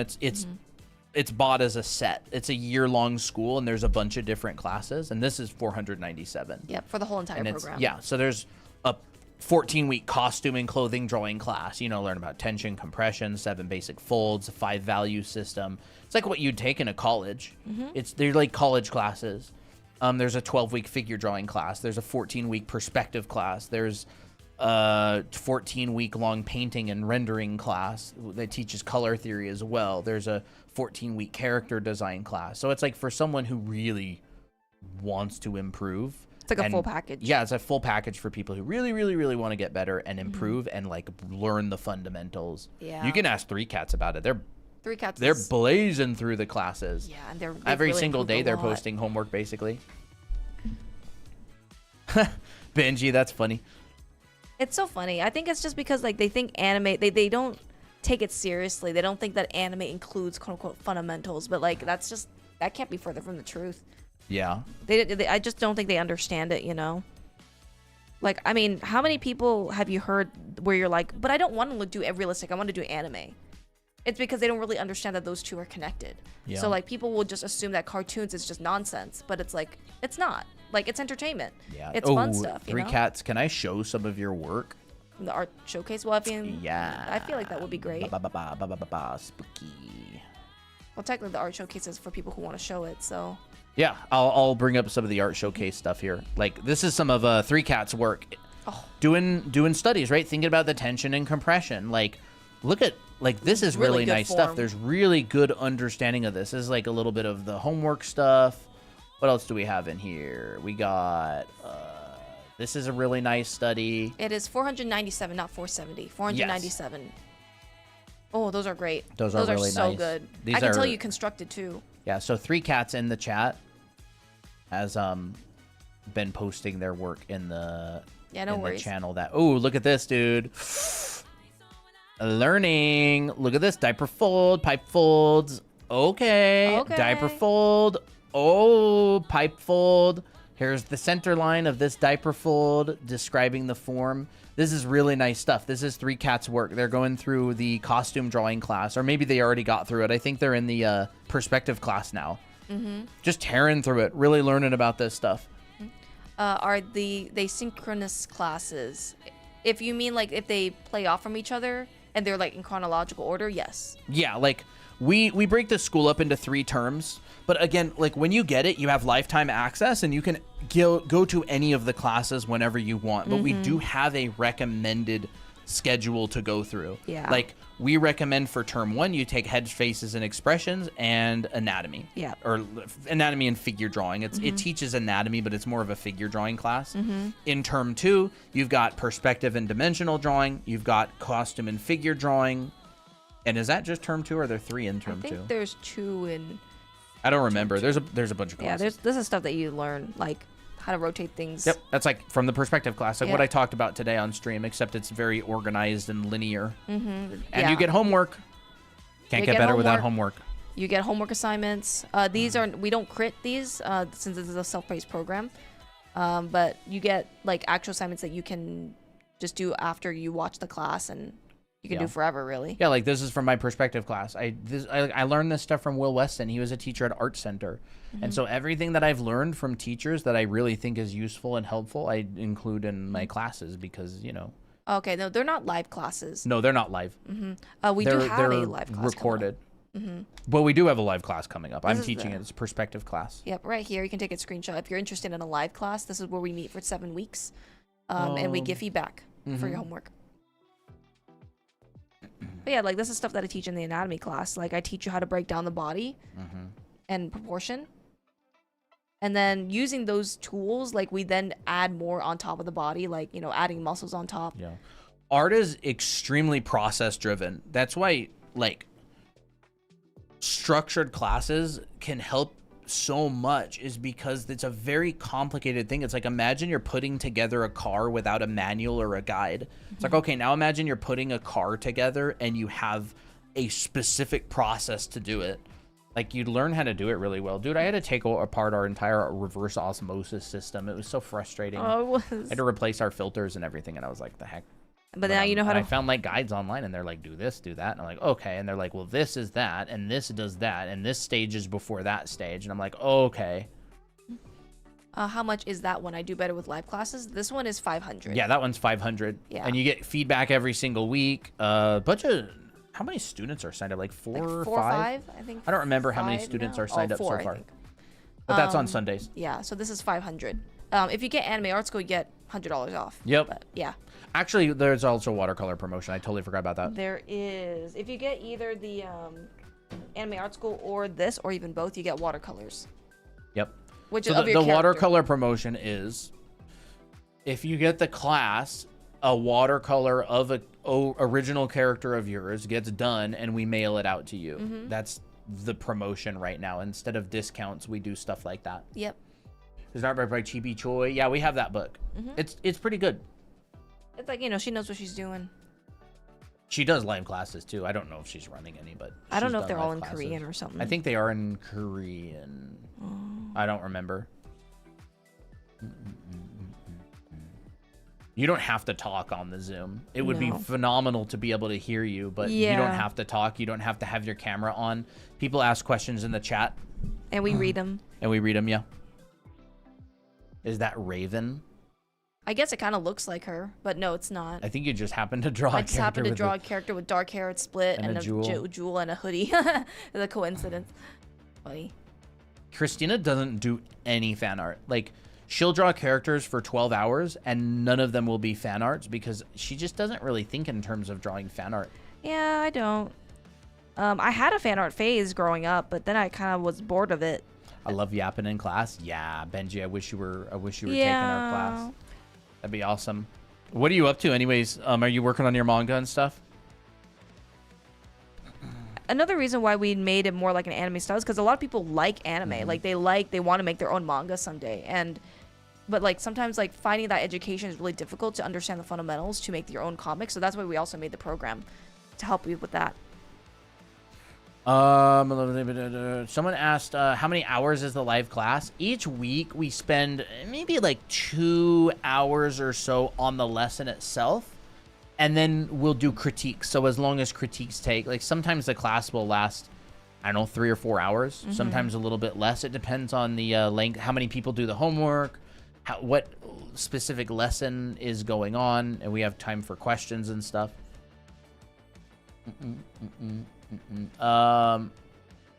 What kind of level do you get from the classes? Can I be like you? I mean, we've been working for like 10 years, so yeah, it's a 1-year program. However, you have to do practice. Like, you have to be consistent. It depends. Like, are you going to do all of the homework? Or like, more? If you watch the classes and don't do any practice, you're not going to get very much better. If you watch the classes and you do all of the homework, like what Baba Spooky's doing, you're going to make a lot of progress. Like, you will improve. It's like drawing 600 boxes will make you better at drawing boxes. It is almost mathematically impossible not to get better when you do so much repetition. I'll even say it like this. The assignments that we give on our anime art school is exactly what we did to improve to get to this point. Yeah. But you have to put in the hours, like, because, you know, that's what's required. Like, you got to draw a lot. Like, I'm literally giving exact lessons and assignments that I took when I went to FZD. I graduated from FZD and got hired. Like, FZD doesn't exist anymore. It's shut down, but I'm literally giving assignments that I got from classes at Art Center when I went there. It's like $25,000 per term at Art Center. It's stupidly expensive. And I'm giving assignments where, you know, based on what I've taken from figure drawing classes at Art Center and also like Will Weston classes. What time would the live classes start? EST? 2, 2, I think. Probably 2 p.m. It's 11 a.m. Pacific. So what time is it at EST right now? I will be either taking your classes this year or next year, depending on how much I make for my B-Day and if I get approved disability. But could I take it multiple times if needed? Yeah. Oh, yeah. Oh yeah, you can. I mean, you can sign up. Dahlia has taken every single one of our live classes since we launched. 12 a.m. Okay, so it would be 2 p.m. It would start. It's midnight at EST. Yeah. I improved so much in 1 week, but I practiced 14 hours a day, so it definitely takes a lot of effort. Yeah, I mean, Yeah. 7 days of 14-hour days is what, like 100 hours or something. I don't know like, exactly how much. I mean, Baba Spooky, how much time do you spend on homework and drawing 98. in general? Wow. You'll definitely get better in 98 hours of practice. Like, it just takes a long time. Yeah. You made it. Awesome. What brush are you using? You can get it for free. The green card here. Right here? Are you able to graduate? You get a certificate of completion, but they're classes that are designed to not have all of the red tape of like college and certificates and stuff. So there's no like official certification that's given. You just graduate with your newly developed skills. About 20 hours a week, I'd say. That's awesome. That's a lot. Wow. Yeah, we were gonna talk to you sometime, Three Cats, about your progress and improvement. It's just really good. Yeah, very dedicated.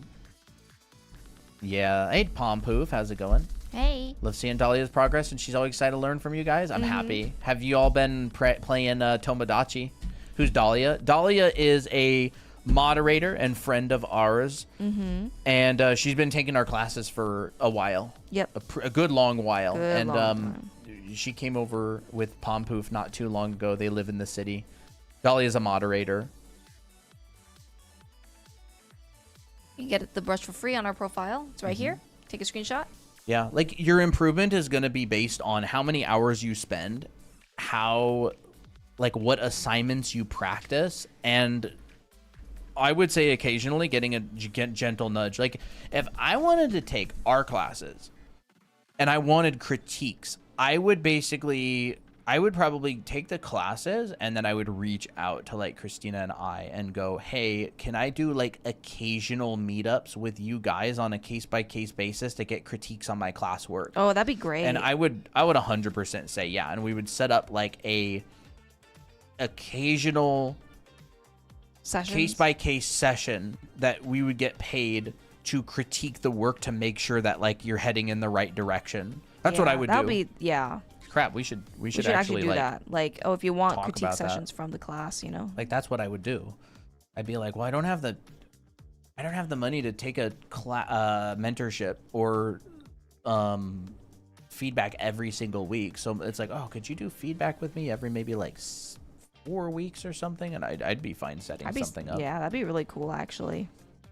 Maybe we should try that. We'll discuss that. Dang, that does sound like a good idea. Yeah. Ooh, we could do like a version with like intermittent critiques or something, like every 3 weeks for one term or something like that. Or that's interesting. Or they could just pay by the session, I guess. It would be session by session. Because like not everyone goes at it at the same pace. Yeah. So we'll have to think about that. Want to draw like that? Looks so good. Oh, thank you. I keep thinking about school when y'all talk about doing homework. Yeah, that's the unfortunate reality of everybody's taste in their mouth of learning being ruined by the school system. Yeah, I would say that's probably another reason why people get stuck so much. It took me many years to unlearn the trauma that I developed in school. Yeah, we all have collective trauma on that, honestly. Oh, yeah, dude. Unless people who like school, you know, then it's like, you know, not trauma. Well, some at people all. do really well in school. Yeah. I didn't. But I love learning. Like, I needed to separate schooling from learning. Yeah. Well, you want to wrap up relatively soon? Yeah, we can. In a little we bit? can wrap up. I know it's getting late, and Yeah, we will be live tomorrow, by the way. yes, we 5 will be live p.m. tomorrow. Pacific. Yes, I if love you're school when interested. I'm not paying for it. For real. Yeah. If you're interested in the Perspective Live class, you know, you can take a screenshot of this for later reference. The class will start in June 7th, and we are holding a little watercolor promotion where if you do get it, or the Anime Art School, you get a little watercolor shipped to you. So, there's that. I'm pretty shy, so I probably wouldn't want to be in a call unless I had to. Do you think just a video of you guys going through the work in your own time, if that could work? I would go on a call. You wouldn't have to talk, but like yeah, you could just like text, like yeah, through chat or something. You would be able to text through chat and have yourself muted and no camera. I would be fine with that. Like that's what we do in our live classes anyways. Some people will not have their video on and they'll just message in the chat. For your $500 class, do you give us feedback on our work? No. That one is a non-feedback version. That one's like the whole school recorded. It's kind of like a recorded college with classes and homework and everything. But again, there is the option of reaching out to schedule individual feedback sessions, but those are a different cost. Yeah. Like one single feedback session, like if you go through 4 works and you're like, I need feedback on this. We were just discussing that. It's actually not a bad idea. Yeah. We've been thinking about something like that for a while, but like you would schedule that with us individually. You can contact us about and ask. You guys husband and wife? Yes. Yup. Thanks for noticing that.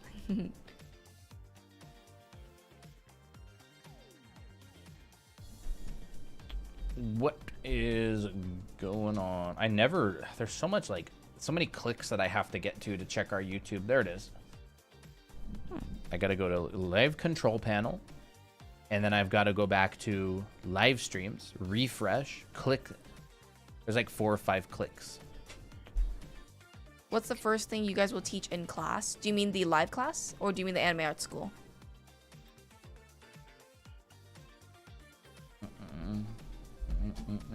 It's all on this page, by the way. Like if you're interested in these things, you can go check it out. It's gonna be the red button. It'll take you to the page. In the live class?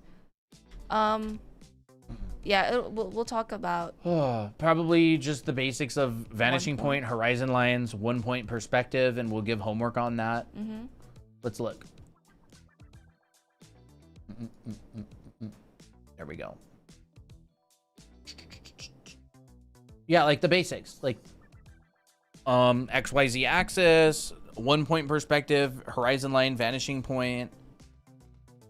I mean, that's like basically the first thing, right? Things that get farther away get smaller, and you will do homework and you'll follow along in class on your own device. And then you'll come back next week. You'll turn it in the Discord server in the the class Discord server. And then we'll go over your homework next week and go through the next thing. Perspective classes are really straightforward. It's really the structure that helps you get better. Yeah. Like it's the structure and doing the work and turning it in and getting feedback that's going to help you get better. Most of the benefit of a live class is in the structure, the feedback, and the accountability. Like those would be the main 3 reasons. Like it's like a full class that builds on itself. It's not like a tutorial. We get punishments if we don't do homework, just the punishments you give yourselves. We're very encouraging. Yep. No, like I don't believe in punishing students for not doing work. That's the recipe for resenting. Yeah. Does a brush come with Procreate? No. No. Can we keep up with the live class without an iPad/Procreate? The perspective class, absolutely. You could do it on paper if you wanted. Yeah. I did all my perspective class on paper. When I went to FZD, it was all in paper. When I went to Art Center, it was all in paper. I'll be drawing digitally in class, but I don't know the most, but like a lot of perspective classes are just paper and pencil. Are there any group/partner projects in anime art school? No, but No. you could do some. You could set it up in the Discord server. Yeah. If you have anime art school, you have access to the student channels with everybody else that has it, and you could message in there and say, hey, anybody want to do a group project or work project together as part of school? I bet you Baba Spooky would be interested in that. Yeah, she's been going on the calls and stuff. I don't know if people are joining her, but like it'd be really cute for sure. Sirens aren't mermaid-like creatures. They actually look like bird ladies. Like the harpies. I heard of that. How did you know I was about to say that? Because I know you now. I know you by the things that you post and energy.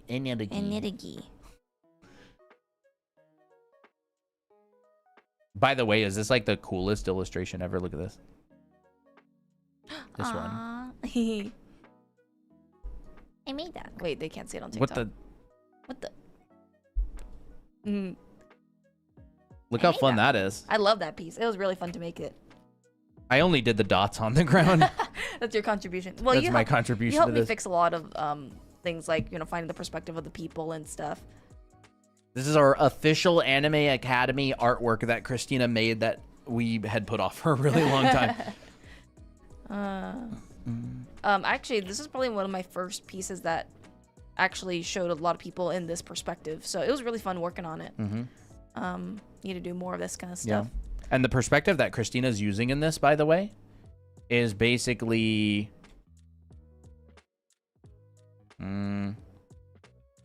We've been considering making prints. It's like that. Yeah, it's like right? that. That's the box. It's a horrible box, but... Well, we get the perspective. Right?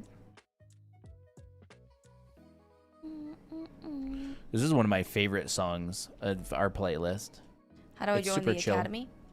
You can check it out here. Drawanime.com. It is the yellow button. It is not the emailing list. It is the yellow button. It's a paid program. We also are holding a watercolor promotion where if you get it, you get a watercolor sent to you of your character. Sorry, I read a chat Oh, message. no problem. So yeah, there it is. That's where you can get the anime art school. I am Tonka. Awesome. Gonna draw the whole night. Nice. That's what I love to hear. Isn't that just so satisfying to hear that?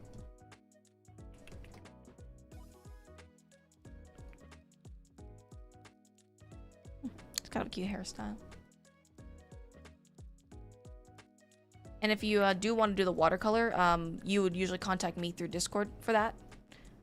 Just let me know, like, hey, how do I do the whole watercolor thing? And I'll answer your questions about that stuff.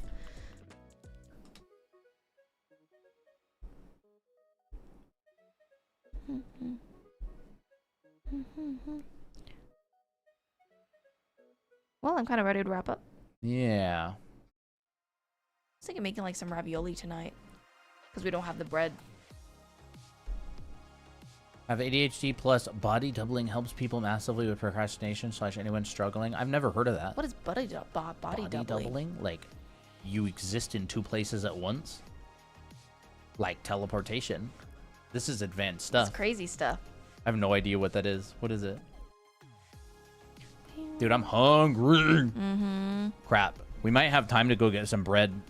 We might. We'll have to see. It means you partner up with people with the same goals. Oh! That's, yeah, I mean, 100%. Like, that's why school is so successful a lot of the time, is because you're working with a classroom full of other people. But that's so good. Like, I would love to cultivate that in the community here. That's like one of the biggest difficulties of online classes, is the inability to have like people that you're working with in person. Psychology. I never heard it like that. Yeah, I didn't know I haven't heard the term, but I know exactly what it is. I did it all the time. I don't know. I've never heard that called that before. Yeah, I'm certainly familiar with it. AKA me and FZD working the entire night until the we just call it morning working with David. Classmates. Yeah. Yeah, like a buddy system. Yeah, like I've heard about that. I'd sell my soul to work for Crunchyroll. You might have to. Speaking of Crunchyroll, I would love to have sushi sometime. That girl is me. Awesome. Lucky you.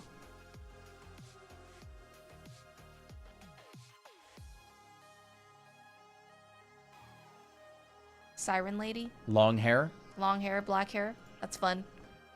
Thank you for the tutor about perspective is helpful a lot. Awesome. I'm glad you liked it. All right, everybody. Well, I'm going to go have some Philly cheese steak. Is that what it is? Philly. I don't know what else it would be. Philly cheese skates. Cheesecake. Scrolling on my FYP, and that is me. Awesome. Well, I'm glad. Meow meow time. You know it. This one goes out to the Poppies and Tobies and Applejacks of the world. This one's for you. Kitties are here.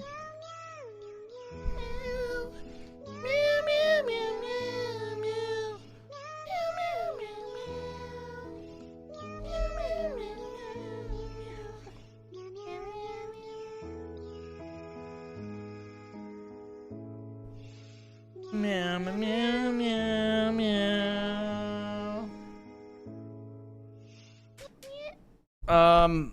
Bye, chat. Yeah, that's all we got. Good night, everybody. Thank you for hanging out. And we do have a Discord server if you want to join. We do. I love how the live always ends like this. Yeah, it does. A lot of people, when they see our outro, they're like, what is this? Bye-bye, everybody. See ya. Bye-bye. And see ya, YouTube.